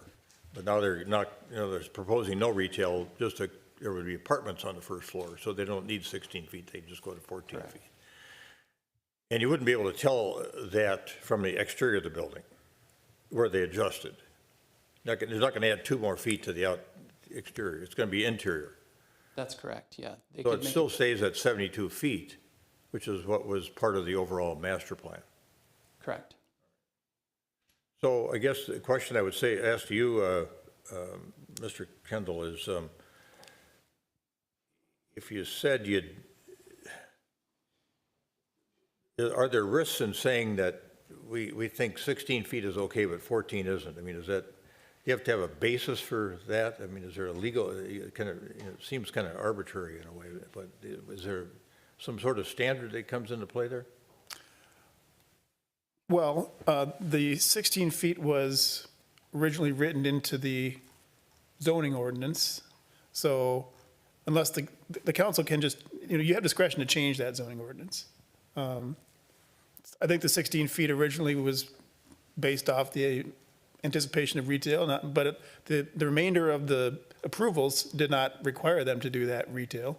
So in that sense, the council's not getting something different than what was previously promised or approved. The previous approval said it could be retail, commercial, or it could not be. So in one sense, the inclusion of the 16 feet in the ordinance was arguably premature, but it is in the ordinance. But you also do have discretion to change that if you want to. It's a zoning ordinance, and that's what's shown here on the green area, where you have discretion to change those ordinances, unless the developer represented and you agreed that they had materially relied on that, and we're going to suffer some kind of damages as a result if you didn't change it. But in this case, they're asking for that change. So I think you have discretion to do it if you care to. Okay. Let me ask this question too, this way. Could the developer develop the property in accordance with approved PUD 16 as amended by the ordinance, whether or not the first floor ceiling height was approved or denied at 16 or 14 feet? Well, I understand the comments from Director Teague to be that, so I think some of the confusion has been around this discussion about 5 stories or 6 stories, but I think the actual approval is for a maximum of 72 feet. And so I'm hearing from Director Teague that even if the council required them, didn't change the ordinance, required them to have 16 feet on the first floor, it sounds like they could still create the project to a maximum height of 72 feet. And I don't know if that would be 5 stories or 6 stories, but as long as it complied with building code, and it would comply with the ordinance and the maximum height of 72 feet, and it sounds like they could build it. Risser. One of the things that I'm wrestling with, there's a lot, but it says phase 2 would include a similar sized building in height and square footage. Can we get the total square footage of the phase 1 building and the phase 2 building? Have we received that information? I don't have that at my fingertips, but we can get that. Okay, the other thing is that this ordinance came into being a while. When was this ordinance passed? In February of 2023. Okay, it's still not up on the website. It's not in our ordinance. When you look at it, you look at the townhome project. And so it's really hard to get information quickly.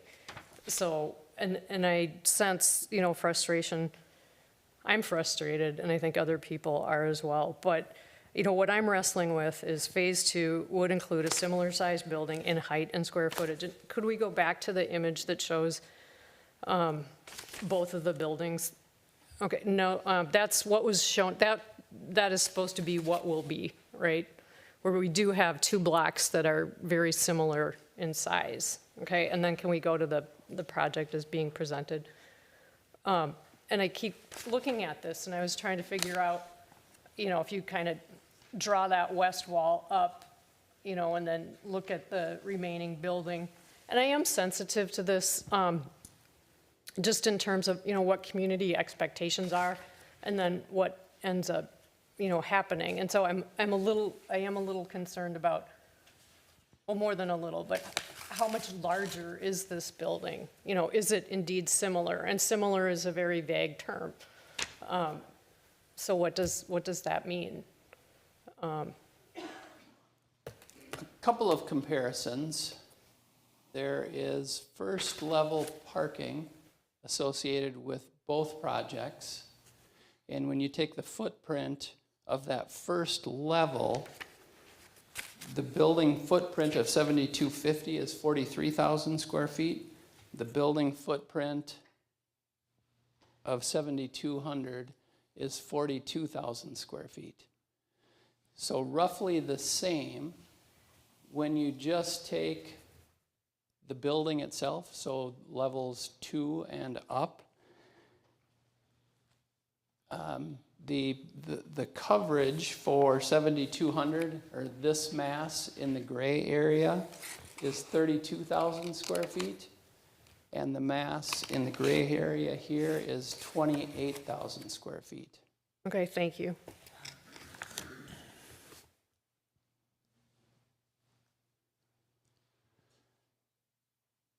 Any questions for Director Teague? Oh, somebody mentioned parking, and I think that was one of the emails we got today was they thought that there was a 2018 study that showed that a lot more parking was needed than what we were publishing as the traffic data.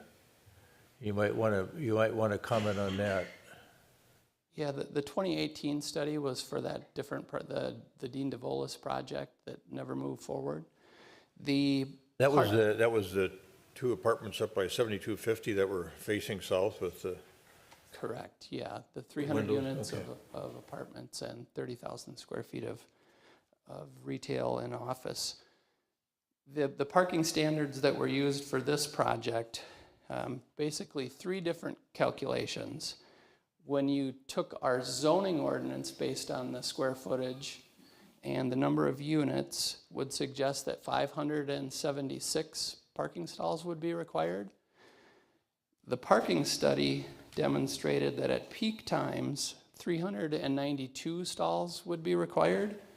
The zoning ordinance that we adopted as part of that PUD 16 establishes 468 as the minimum requirement. They would be installing 483, so it would exceed our zoning code requirement. So there's some different standards that we looked at there.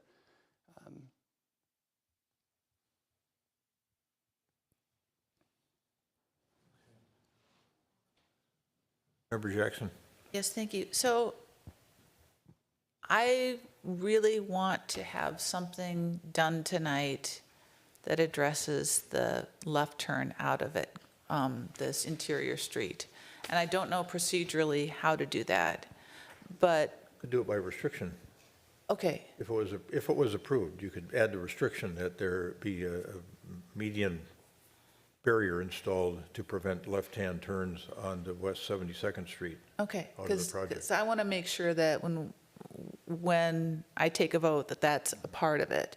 And we could put it in the passive tense like that, so that it could be us or the developer or somebody make sure that when this building is built, that there's that no left turn, because it's really important. So what's the mechanism? So we could put that as a condition of approval tonight? Yes, when you're making the motion this evening, you can add that as a condition. Okay. So, and I know that you're planning this, everything, but I really think, I just want to get something in writing before the evening is out. So, because that's the primary, people are very concerned about the traffic. As you pointed out, this is a difficult neighborhood. So I just want to make sure that that's in whatever it is that we are taking a vote on.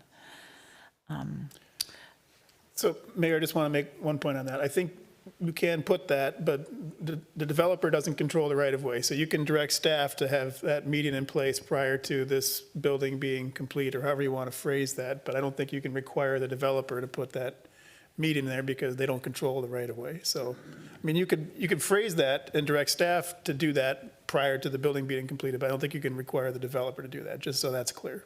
Good, thank you. Okay. Yeah, while we're talking about traffic, I'm looking at your staff report, and you've got a chart on page 7 that shows existing condition in 2018, 2019 PUD, 2023 PUD, and then the 2024 project. It looks like from the 2019 PUD, daily trips 3,485, the 2024 project 2,683, so there's a descending number of trips. PM peak 340 to 275, AM peak 372 to 349. Am I reading that correctly? That's correct, yeah. This was the table that was put together by the traffic consultant. And it has to do with the change of use in the building. That it has less traffic with this than what was in the, contemplated with a hotel in the original traffic study. You know, when you think about things that could impact the neighborhood, the traffic is an issue that comes right to the top of the list. Absolutely. Maybe the only thing, but I have some comments on that. so, I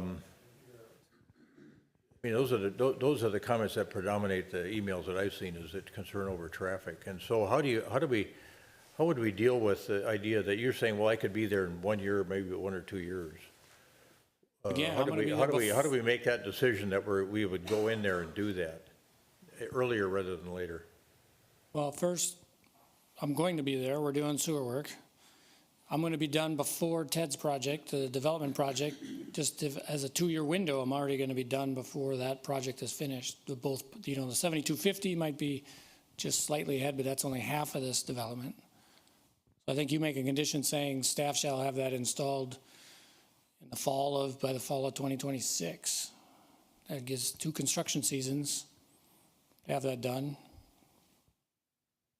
which aligns with a potential build out of this project.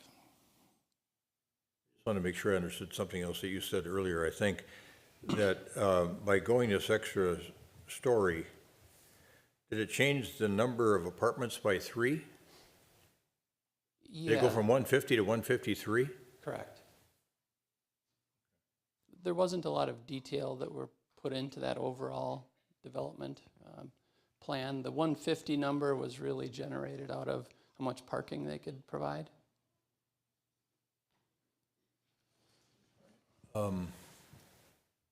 Other question? Yeah, Member Agnew, thank you. I want to build off of the conversation and potentially thinking about the addition to a potential decision tonight to include no left turns out of this. And maybe this is a question that I should just phrase to the applicant, but kind of how I'm thinking about it is, with what we're seeing today, one of the biggest concerns, I think this, perfect, thank you, this is a great visual, is there's nothing connecting this building to that north-south street. And so what that means is, oh, is there traffic coming up? Okay, so this is a question. Can traffic come out of this building onto the north-south? Yes, Okay. there's a driveway entrance towards the center of right where the southwest corner of that building. There's access into the parking area. Okay, thank you. That part I did miss in one of the visuals. So if I'm understanding this, in order for them to go to 62, as an example, they can still exit that way, go south to Gallagher, and then take a left at the light to go north.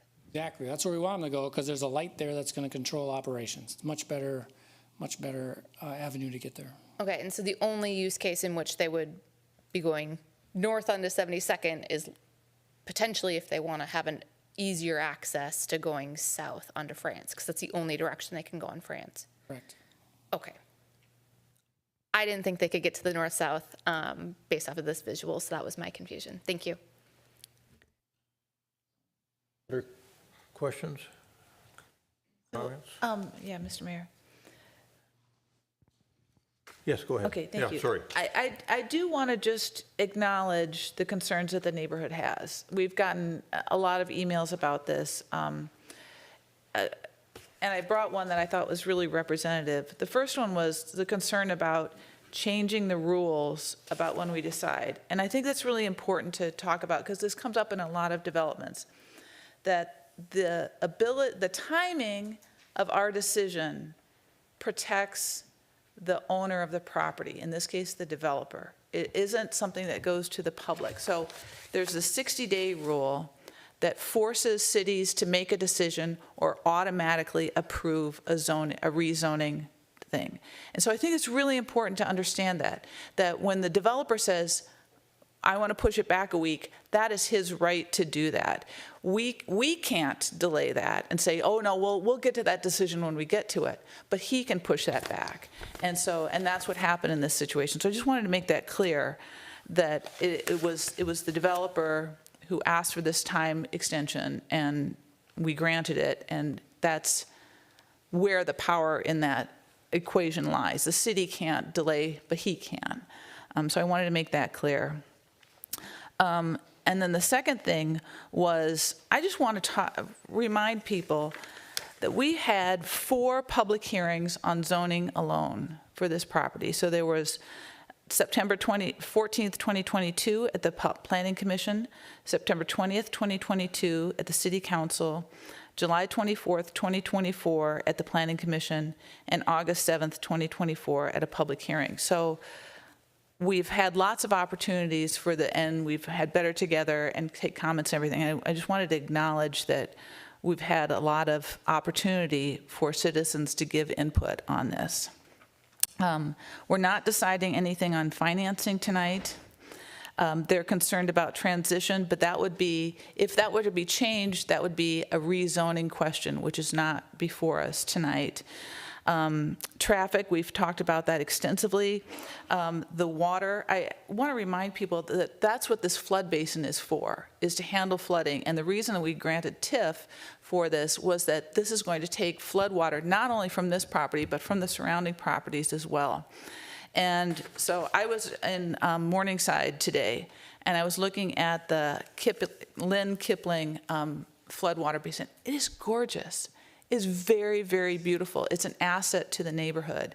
And this is going to be landscaped, and it's going to be a beautiful thing. And so the alternative for a basin is a single-story commercial building or townhomes or something like that. So there is a transition. It's a floodwater basin, but we've heard this over and over and over again. But I just want to remind people that this is handling floodwater on the site that's not being handled now, and it's going to be a landscaped green space, which other places in our city is actually very beautiful.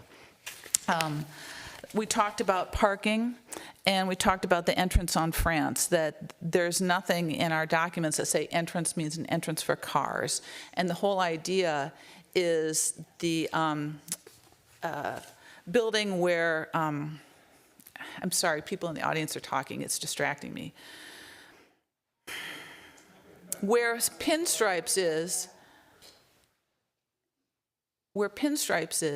there's retail, and the retail does not have doors other than the back door that are open to the public on France. And one of the main ideas of the Southdale plan was to avoid that from happening again. It's very ugly. You're walking down France, you can't stop in these stores, you have to go in and walk around and everything. And we didn't want that because it's very unfriendly and it's ugly. And we wanted 4-sided buildings, which is to have an entrance on France. Nothing in there says it's a car entrance. And in fact, the whole idea is about an entrance. Please, please, this is not a discussion, this is not a public hearing. No, this is not a public hearing, it's a discussion by the council. And it hasn't been ever a two-way discussion here. It's been a public hearing several times.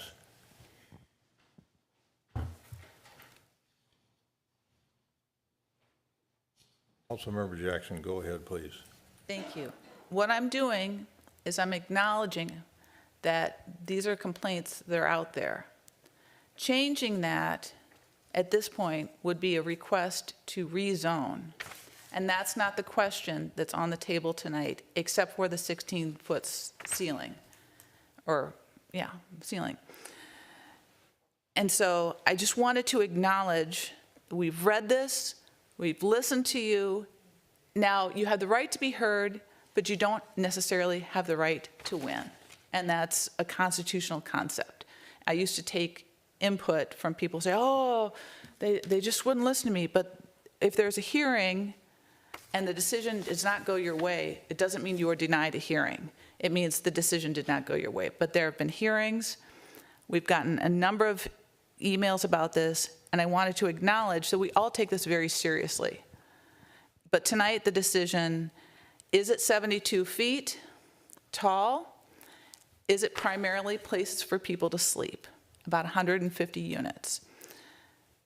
And as far as I can tell, it's still 72 feet tall.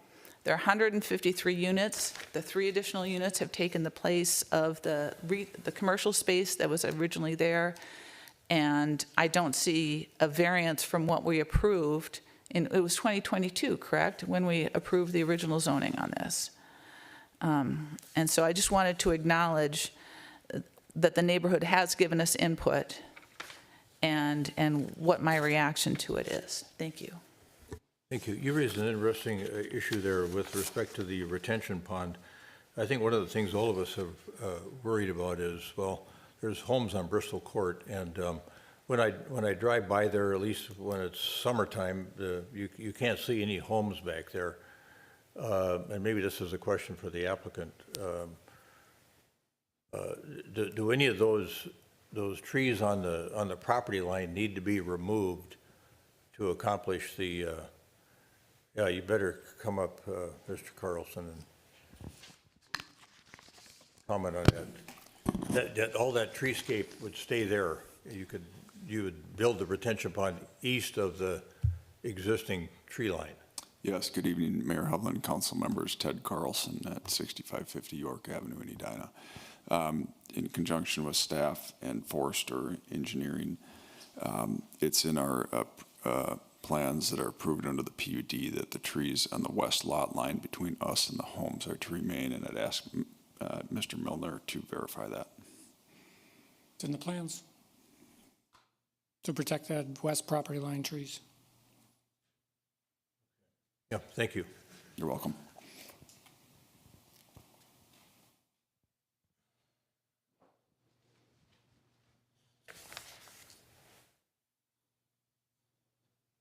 Yes, Councilmember Pierce. Thanks, Mr. Mayor. So I just have a few comments. First, to the staff, I do appreciate that you guys have leaned in and looked at the traffic challenges. And so I have no doubt that whatever the challenges are, that we'd be able to come up with a way to address those. And so I definitely do appreciate you leaning in and looking at the traffic patterns, the cut through, the parking, all of that. And as I said, I think I feel confident that whatever issues that were raised, we could address those. The challenge I have is kind of twofold. One, and I've talked about this before, it does give me pause to, when we have a preliminary vote, and then at a later date, we talk about financing. And so you've heard me say that before, so that is a challenge for me. Although there have been times when I've voted in favor of, but I am challenged on that. And so when I take a step back and I think about it in the overall context, given the time that has passed since 2023, I think the project in and of itself, it looks great. I have no doubt that Mr. Carlson and team can build a beautiful complex, right, with all the green space and all the other amenities that we talked about. The only thing that I can't answer to myself tonight is I don't know that this is the best project for the area. And I'm not sure how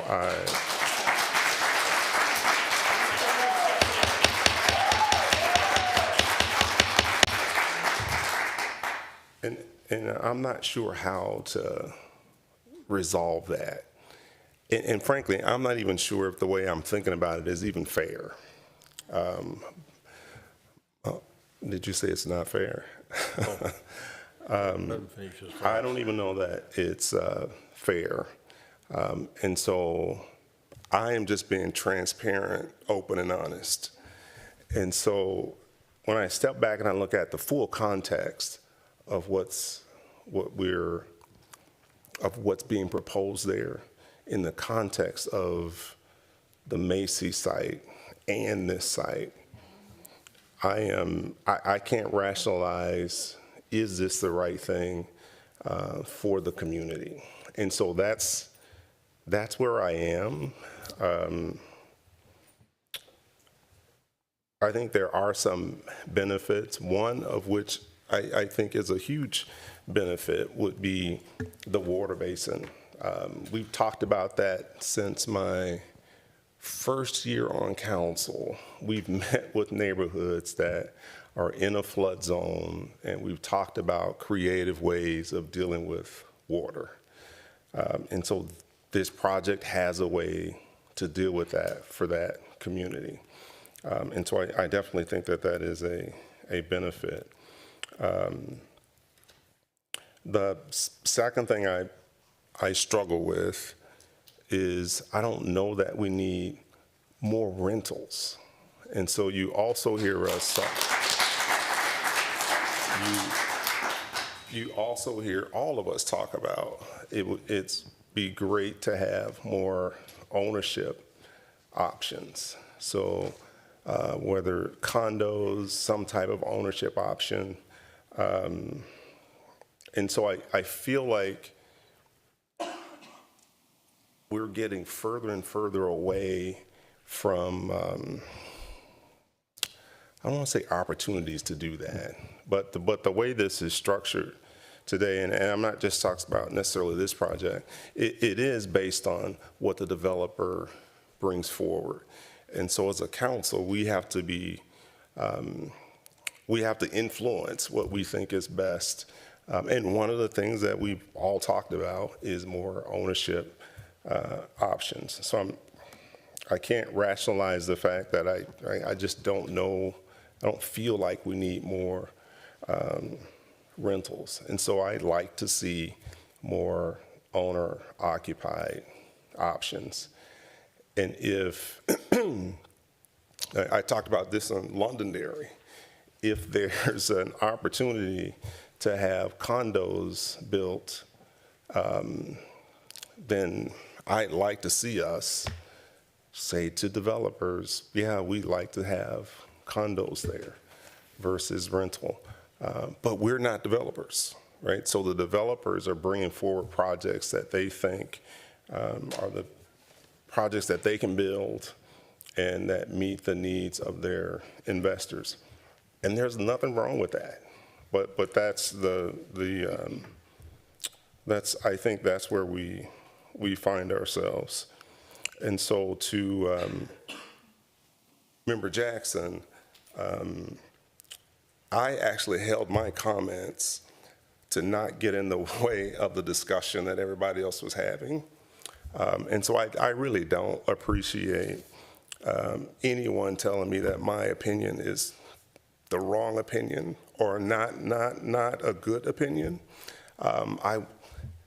Because my whole purpose is to hear feedback, and you've heard me say this 1,000 times. My opinion is not more valuable than yours or a resident. My job is to hear the feedback, take the way I think about it, and in an intellectually honest way, paint that picture. And so that's what I'm doing here. And so you may disagree, the entire council may disagree, every resident may disagree, but I have to stand on the principles that, the process that I'm using to evaluate this particular project. And so that's where I am. Yeah, I don't think Member Jackson meant to be critical of your opinion. Yeah, But she was, Mr. Mayor, but she was. If I may, so you used the term fair, and I want to explain why I disagree with that, and that is we made a decision in 2022 on the zoning of this, and the developer went forward. This is not, I'm not using fair in the same way you are. That's what I want to say. The developer relied upon our decision, tore down 2 buildings, and has been holding this property and paying on it in reliance on our decision in 2022. So we, at this point, are bound by this decision to the extent that he has relied on trusting us that that is the zoning that we approved in 2022. And if we were to, he's expended money believing that that is what the ordinance is. And that's what I mean by fair, that this is not an opportunity to rewrite the zoning for this. This is a review of whether this is in compliance with the zoning that we approved.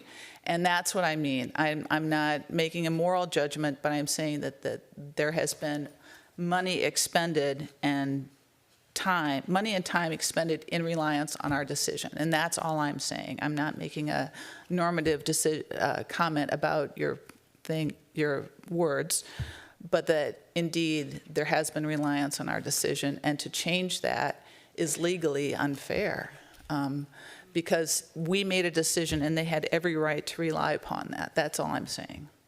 So again, decorum is decorum. I don't think there's anything illegal in anything that I just said. I don't think there is. And so I'm taking exception to what you're saying. I'm expressing my opinion. I think I did a very good job of doing that. And if you disagree with it, you can disagree with it. But it is 100% fair for me to think through this and present the way I'm thinking about it. And I don't think I'm saying anything illegal. I don't think that was intended to be indicated either. But again, Mr. Mayor, she said that. And I don't appreciate it. And so I'm going to move on. I'm done with my comments, and I'm going to move on. Member Agnew. Thank you, Mr. Mayor. It's clear from everyone here today, these aren't easy decisions in front of us. And the way that I'm thinking about this personally is I go back in time to when this was initially approved. And I do want to clarify, I think we had heard 2022, it was February 2023 was when the PUD was approved, is that correct? That's correct. That's when the final approval was. That preliminary approval was 22. Okay, thank you. Just want to make sure I got my notes correct. So the frustration that I feel in this, I think goes back to what I had said at a previous meeting, is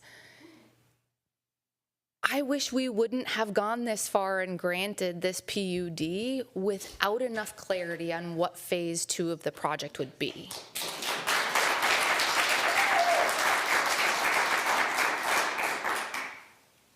And so I think that this is an opportunity for us as a council to take that forward and think about that as we're looking at projects. And at the same time, we did, right? Like, this is what was approved. And I look at that pyramid of discretion, and what's in front of us today is not, do we want to grant this PUD? It is, based off of the PUD that was approved in February of 2023, does this meet it?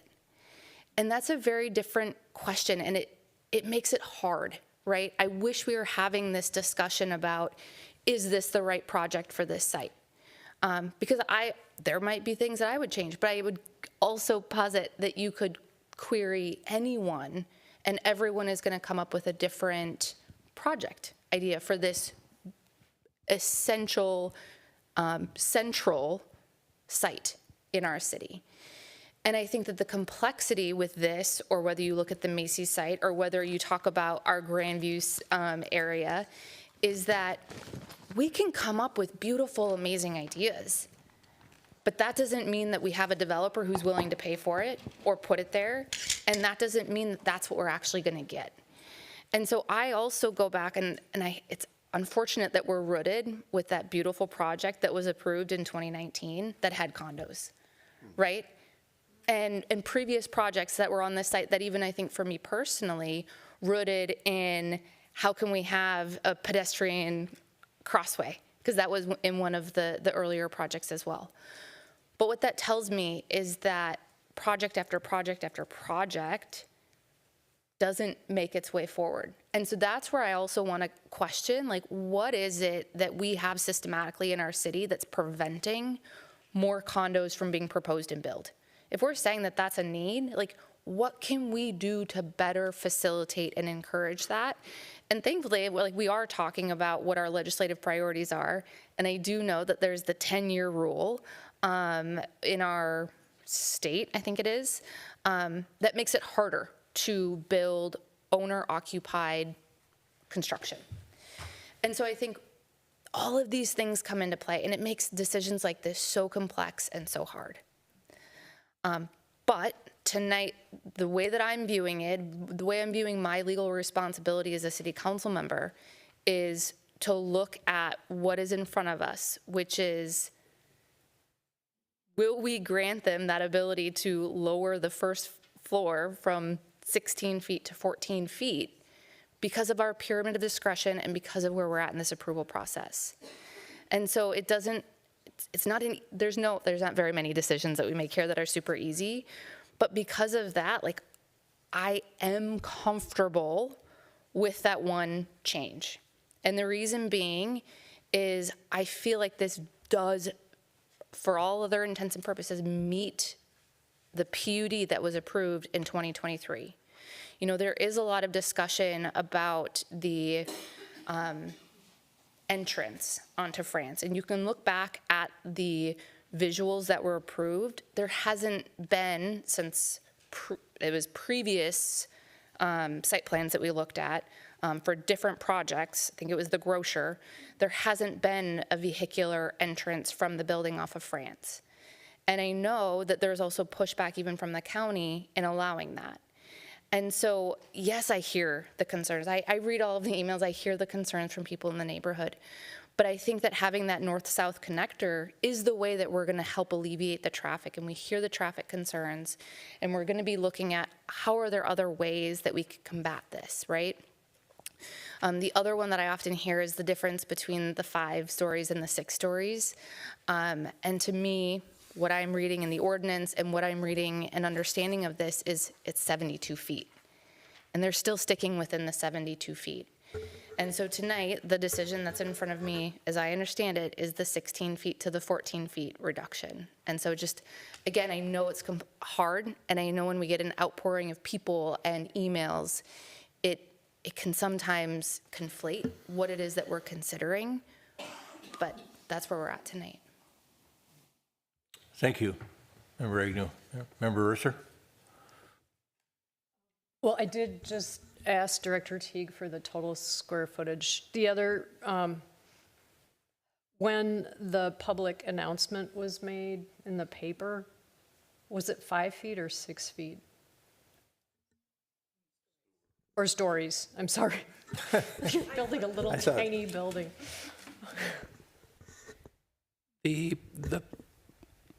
There've been several notices for this project. We'd have to go back and look.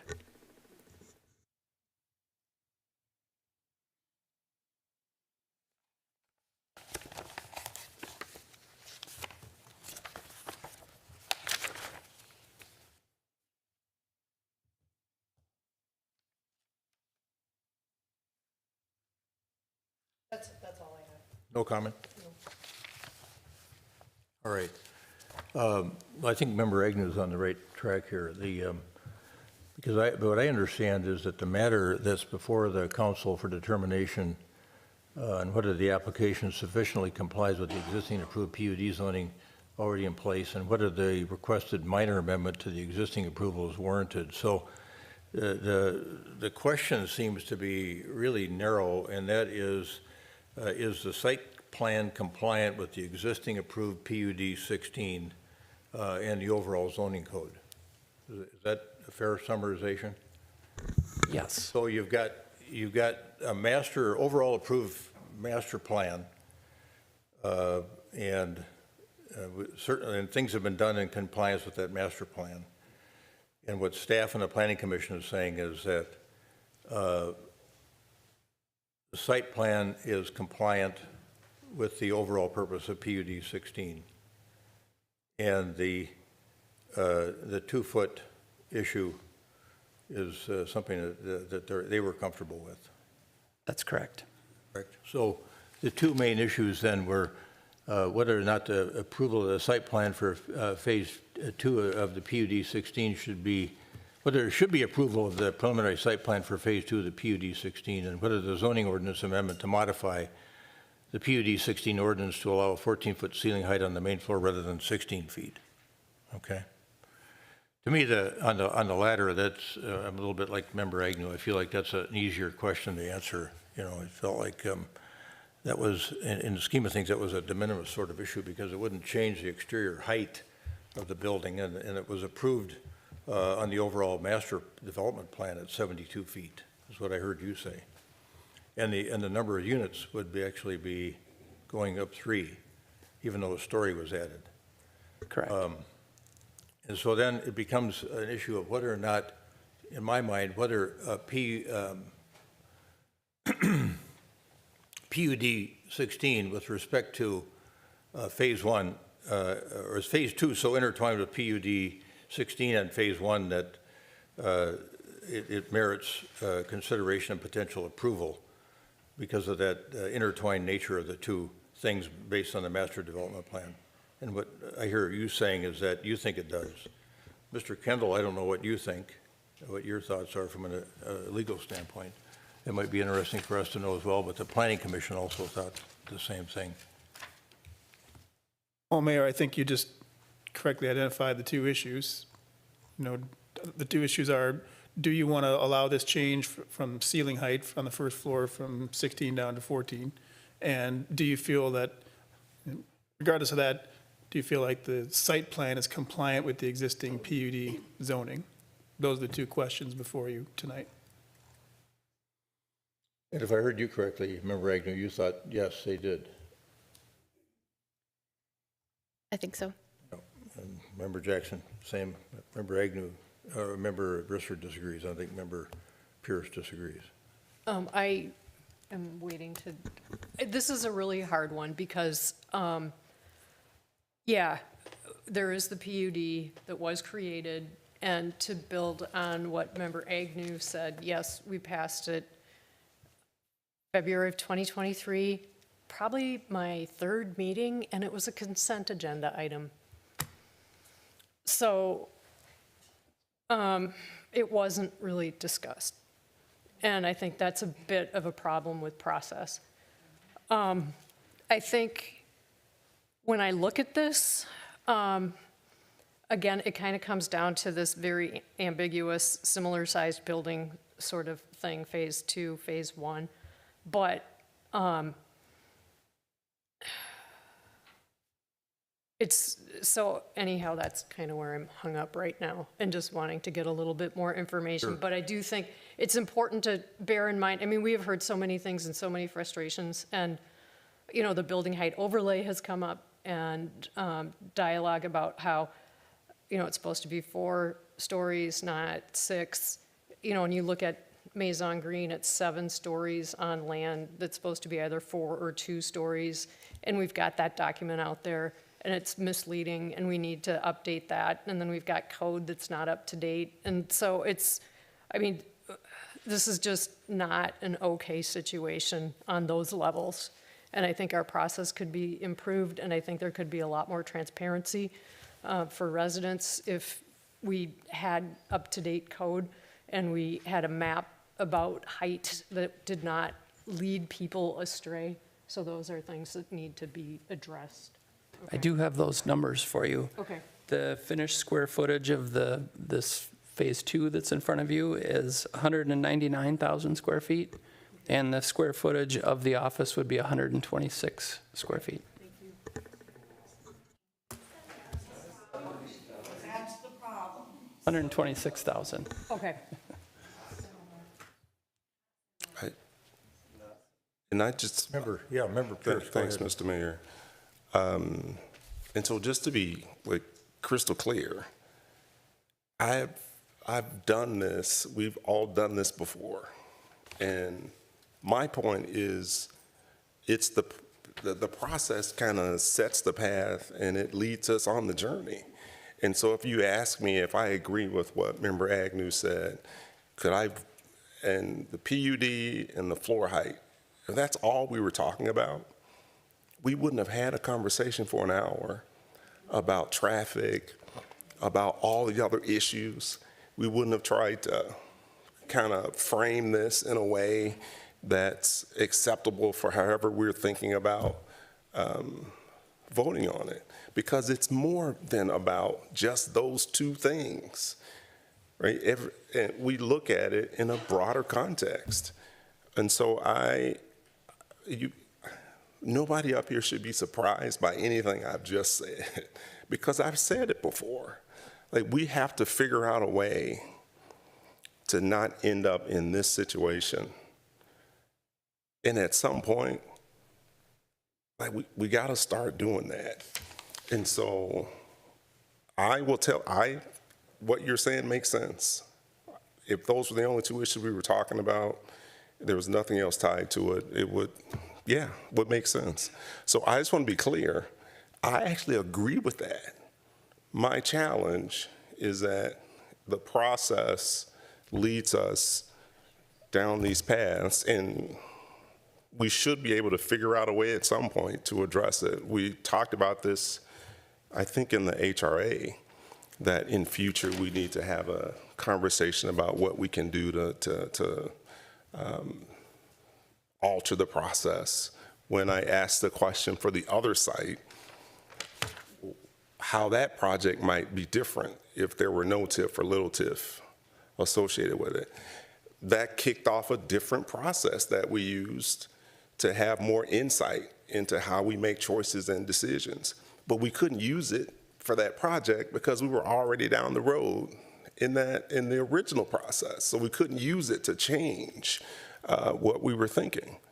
That's where I'm coming from. And so I just want to be clear about that. Member Agnew, and I've got a thought too. Member Pierce, I completely agree with what you're saying of like, if we never change the process will never change. And so I do think that's why I continue to underscore any project that we're looking at, any, new zoning request that's coming in, like, let's have these conversations, right? Like, we are the city council, like, we can start having those conversations. Let's start bringing TIF into the equation earlier on as well, because I do believe that that's a core component of this. I just really feel that we can't go back on this one based off of where we're at in the process. And so what I will say is that right now, and this is maybe a question for Mr. Kendall, if we say no to this based off of the 16 to the 14 feet, my understanding is that then they could come back with a new proposal that fit everything directly with the PUD that was approved in February of 2023, and we would not have any more flexibility at that point in time. Am I understanding that correctly? Well, I think so. So if you're saying, if you wanted to deny the site plan application tonight, you'd have to identify why. And the reasons would have to do with not complying with the approved PUD. And then the applicant could take that and go back and modify their application to fix whatever issues you address as the basis for denial tonight. So I don't know exactly what that would be, but they would have the option to, if you identify things that are not compliant with the PUD zoning, they'd have the option to fix that and put forth another site plan that would be compliant with that zoning. And walk us through then too, what does it look like if we are viewing a site plan proposal that is completely conformant to the PUD for that site? Well, I mean, the zoning says that you should approve that site plan unless you change the zoning, but they've not applied to change the zoning. They're applying to build the project that they applied to build previously. So, I mean, that, you know, arguably there was issues with that project not being completely defined. But the parameters were defined, and they're submitting applications for a site plan that they represent are within those parameters. I mean, so that's the situation that is before you tonight. You don't have to proceed this way all the time, you know. If you're talking about changes to the process, you could approach different PUD applications differently in the future, potentially. Thank you. Jackson. So I don't want to underestimate the difficulty of this decision. This piece of property is so complex that it triggered a 3-year and 9-month task force that came up with the Southdale guidelines. This is a super complex, super emotional piece of property, and it's a key to the neighborhood. And I understand, and that's why I brought up these points, not to, I didn't mean to confuse anything, but I want to acknowledge the emotion in the room and how passionately people feel about this. The decision tonight is, does it conform with the site plan, and what are we going to do about the first floor ceiling? The whole idea of using PUD and following the Southdale guidelines, this is new.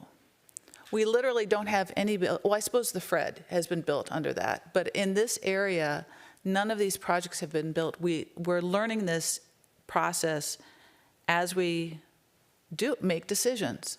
So it's not smooth, it's not easy, it's complex. It has the potential to have an enormous amount of input back and forth between the community and the city council and developers, and that's what we're building here. And I don't want to minimize the emotion or the complexity of this particular piece of land, but it is a fairly narrow decision that we're making tonight. To that issue, I would just say, and this might be helpful, I think the reason we've had a long conversation tonight is because the question is so narrow. And that is the site plan compliant with the existing approved PUD 16 sufficiently compliant and the overall zoning code? So when you think about, let's say, let's just use the 14, 16-foot thing. If you said, okay, no, we want it to be 16, to me that feels arbitrary and capricious, and I bet there's a legal argument there, somebody, you know, for a developer to say, well, that was arbitrary and capricious. On what basis did you say, you know, you wanted us to be at 16 instead of 14 when we took the retail out, and we're just going to have apartments there. So that was one thing I'm worried about. So when you start thinking about the narrowness of the issue, those two issues, then you start thinking about conditions you might impose. At least this was it for me when I looked at this whole project, and I thought the predominant, at least as I read emails and everything else and talked to people on the street and was out there visiting with folks at the door, that it seemed to me the predominant issue was the traffic, and the volume is hard to deal with, but the speed. And so then I came to think, well, if we're stuck in this narrow situation where we don't have much wiggle room, then what can we do to ameliorate some of the things that we're concerned about that might cause potential harm in the neighborhood? And that is, you don't let anybody go into the neighborhood. You know, you try to discourage them from doing that. So the median barrier becomes a conversation then, and Director Milner has talked about how just by serendipity, we could be there and get that work done before, with the resident input, before the project was even finished. So to me, the site plan here is sufficiently compliant with the existing approved PUD because of that revised overall development plan. I think the Planning Commission felt the same way. They wouldn't have voted unanimously on it. Our staff thinks it is. I think our attorney thinks it is. And so I find myself in a really difficult spot of trying to figure out how to advance the interests of the neighborhood and still make sure that we don't get ourselves sideways with the developer in a legal lawsuit where they've claimed we've been arbitrary capricious, or they've got some kind of an estoppel argument. That, wait a minute, you already approved this master plan. We, like to your point, we tore these buildings down. We spent hundreds of thousands, if not millions of dollars getting the site ready to do what you said we could do, and now you won't let us do it, and you don't have any good reason for it. For the other reasons that the neighbors have expressed that, to me, when I look at, and other people have heard me say this, I look at things, is a project good for the town? Yeah, I think it is good for the town. Are there things about this project, that will cause harm to the neighborhood that overrides the value of the project to the community? For me, the one thing I could think about was traffic, was speed. The volume is one thing, the calming is another thing. So that's where I went with it. I think we can find a pathway by saying the same thing the Planning Commission said, that the site plan's compliant with the existing approved PUD and the overall zoning code. Approve the site plan for phase 2 of PUD 16 and allow the amendment of the zoning ordinance to go from 16 feet to 14 feet on the first floor, and then impose a condition relative to the traffic, and then try to get that road rebuilt in a way that is really protective of the neighborhood. And I'm really grateful that we happened to do that sewer enhancement project, and that we can now think about expanding that sewer capacity to the east to all the way to France Avenue, and in that process get all the neighborhood input on how to make that street a lot safer and calmer, and whatever the best way to do it is the way to do it, and then make sure that nobody can turn left out of that street that runs through the project, or out of the parking ramp that's underneath 7200. So to me, I feel really constrained by this, and I think that that's at least a solution that I think finds a pathway to, maybe not satisfying everybody, but deals with a difficult situation. So, Mr. Mayor, Yep. I have a procedural question, and we saw this with Maison Green. When we put a condition that we have to conform with, not with what the developer has to conform with, is that kosher? Well, that's kind of the point I was trying to make earlier. I wouldn't view it as a condition upon the developer. Now, if there was a way to require them to do something on the site that would prevent left turns out of there, you could place that condition on the developer because they have control over the site. But the way I understand the traffic and engineering is that it needs to be done out in the street, which would be the right-of-way, which they don't control. So I don't think you can place a condition on the developer that the city must place a median in the right-of-way before they can build their project, but I think you can direct staff that they have to place that median in the right-of-way before a certain date. So I wouldn't view it as a condition upon the developer. I'd view it as a direction to staff. But I mean, the city knows that you're going to control that right-of-way, so it can be done. So would You could put up signage on the property that said no left turn for a temporary sort of solution, or a belt and suspender sort of. I think we should make a separate motion that the city will do something in the median to prevent left turns, and do that first before we take this up. Do it, I think even broader than that, talk about it as a street reconstruction project from France to Cornelia within the next 2 years, which would include all these traffic calming elements. Okay, is that, yeah, how does that work? I don't know if that's going to be in the full scope of the sewer project. It may. The median for sure we can get done within the scope of the project in this block, but to go all the way from France to Cornelia, I don't know if we're going to have that. The pipe there has to be upsized, but the conditions of how we're going to do it and the limits are unknown yet. Like I said, we're interviewing consultants next week, so I'd be concerned about putting a 5-block reconstruction just into our street recon when I don't know if it's going to happen because of the sewer. But this left turn median, that's an easy condition. Jackson had a more conservative sort of approach to it, but still accomplishes the purpose intended. Correct. So I think maybe we want to make that as a separate motion. Is that, can we do that? I think that's, I think that's a good idea. yeah. I don't think it should be part of the motion for conditions placed on the developer, because I don't think you can require the developer to put a median in the city right of way. Okay, so, Yeah, I think it's pretty clear. We'll get there first anyway. yeah, well, I want to get that on record, though, because this is really No, I important. think that's fine. That's good. Yeah. So can I make that motion? Yeah, well, here, you want to deal with the main motion first? A motion to adopt resolution 2024-50 approving the preliminary site plan No. and grant first reading? No, I want the traffic calming first, honestly. What are you going to calm? I guess you'd say. calm I it. think we should, any exit out of But you don't have an 7200. approved project without the resolution, is what I'm getting at. Don't you need to approve the project first and then impose the obligation on the city? Sure. We're not going to just Yeah, plunk that's fine, that's fine. No. There's no road there now, so it would be silly, but,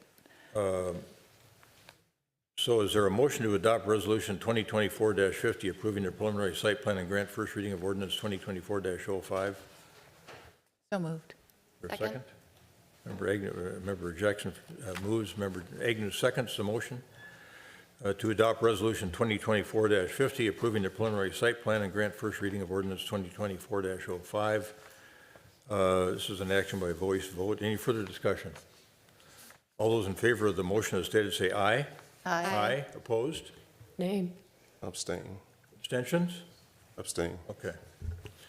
We have 3 ayes, an abstention, and a nay, and the motion carries. The project is approved.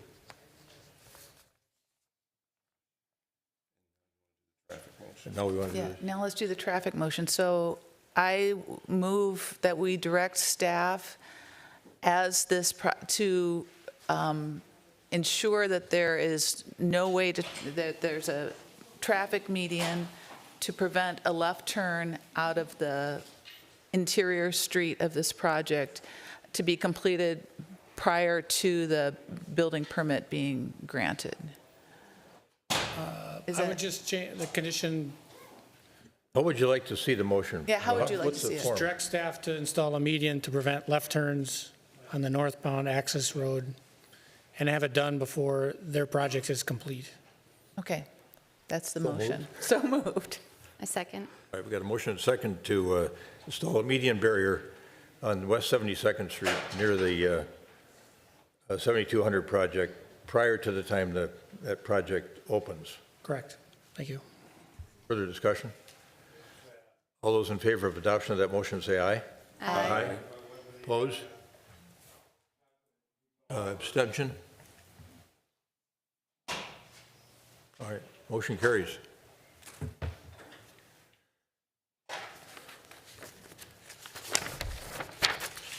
All right. Next matter in front of us is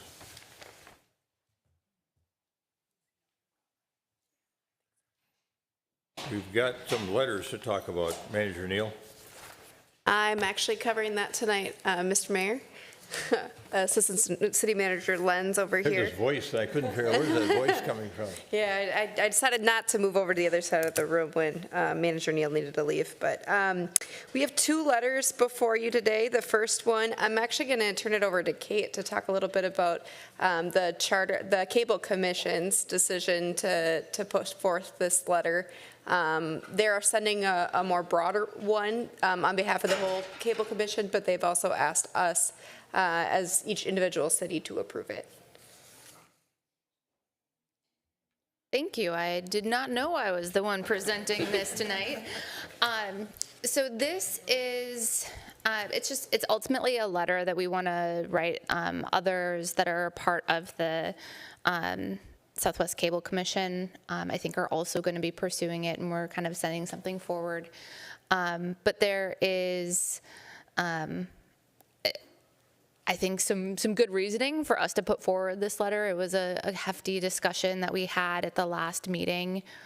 Oh gosh, what was that, like 2 weeks ago? And so happy to answer any questions about it, but I think it does make sense for us as a city to sign on to it. Seemed like there were some really important issues covered in here, like don't preempt local zoning. Let us have a little bit more, traditional control of the right-of-way. And I don't know. I thought it was well done, and thanks for serving on the Cable Commission.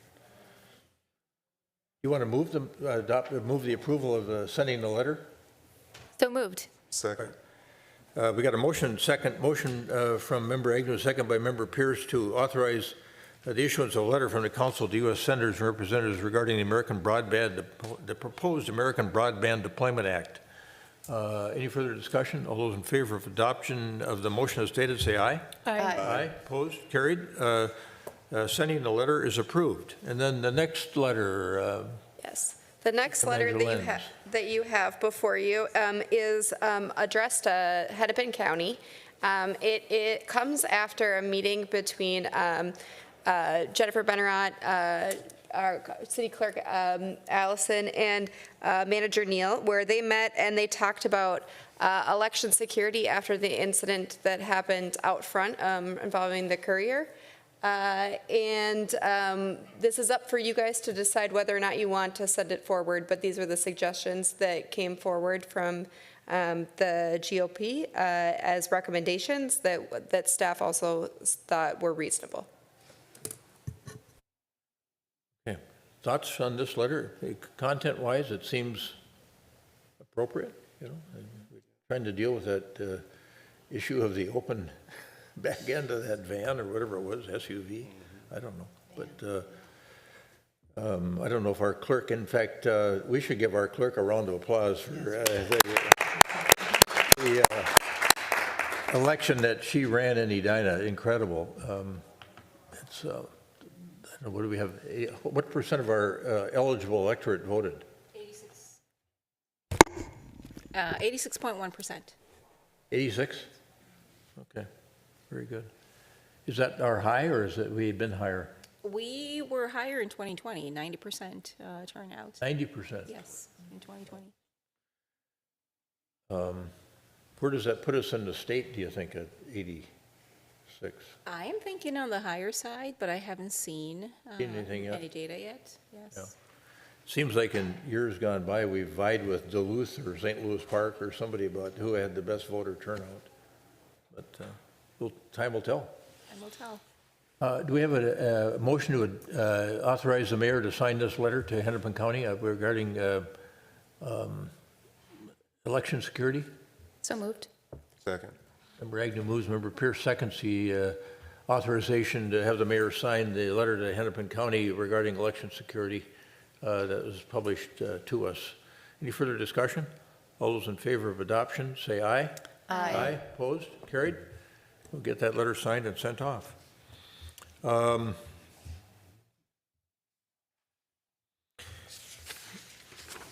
Assistant Manager Lenz, anything you want to report out on? Nothing else? Okay. Member Agnew, let's start with you this week. I don't have any updates. Thank you. Me? Yeah, you're next. Member Pierce.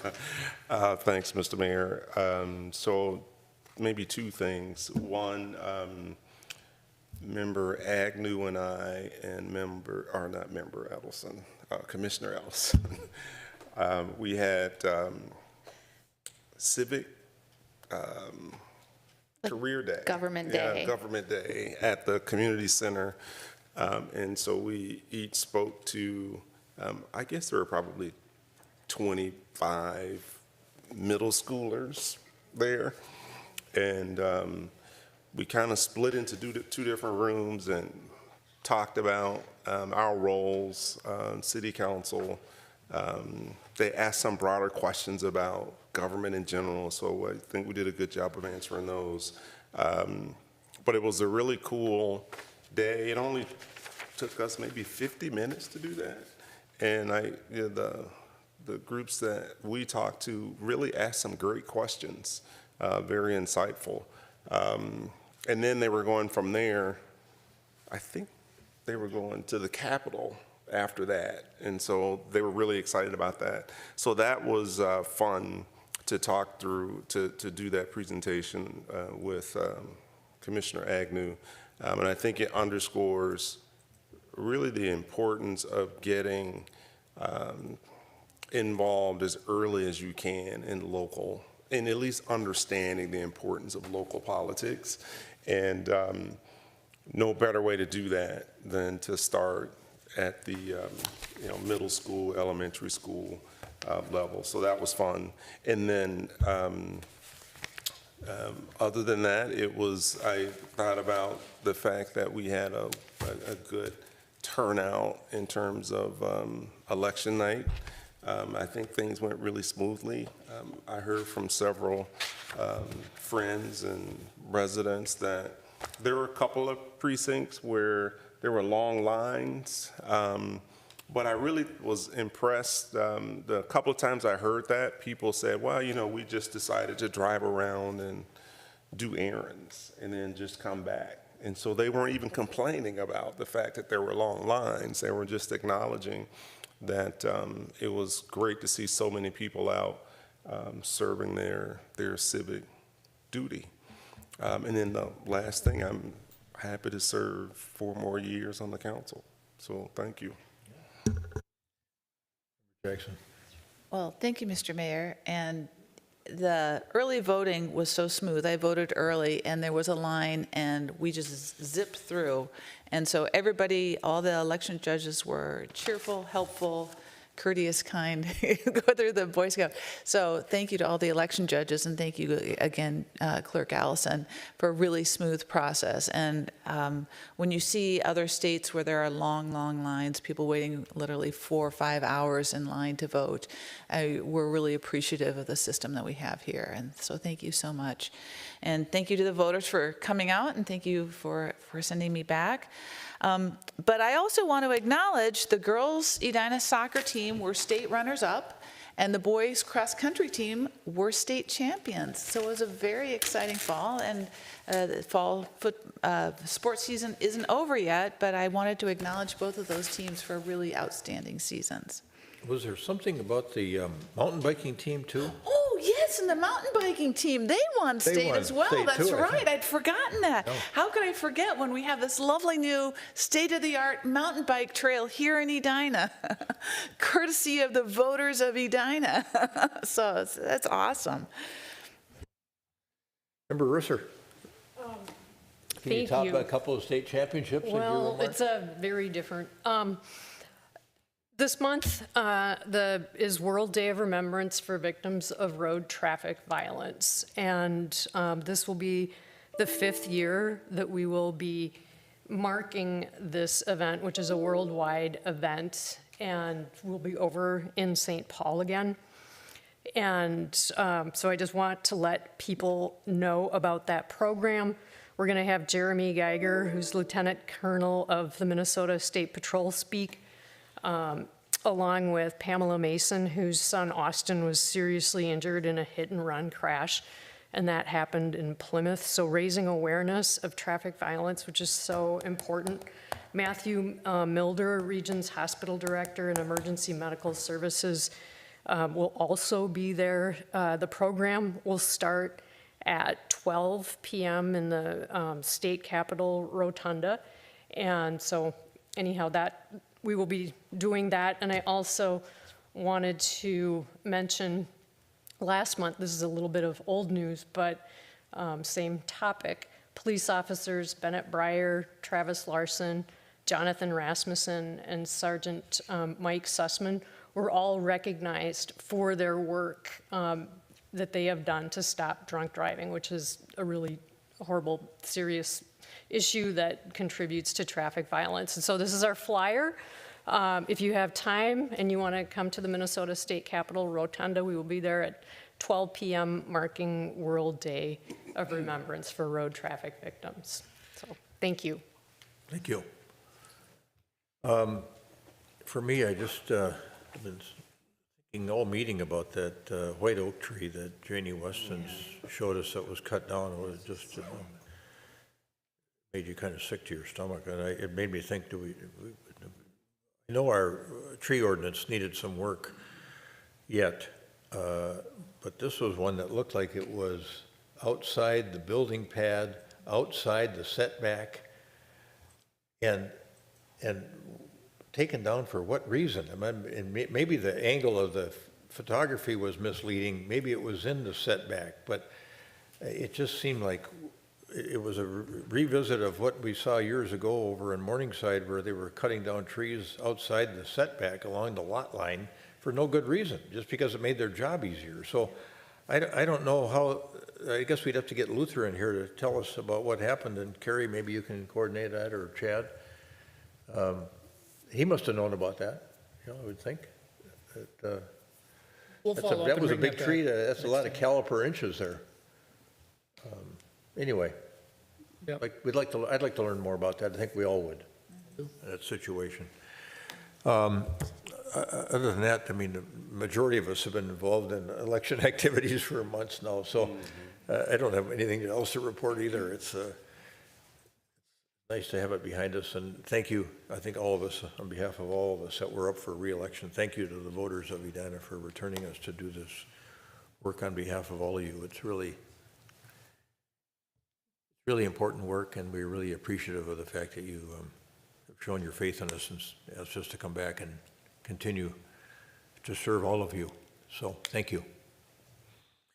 That's it for me. Is there a motion to adjourn? So move. Second. Get a motion by Member Pierce, second by Member Agnew, to adjourn the meeting of the City Council this Wednesday, November 6, 2024. Any further discussion? All those in favor of adjournment say aye. Aye. Opposed? Carried. You stand adjourned.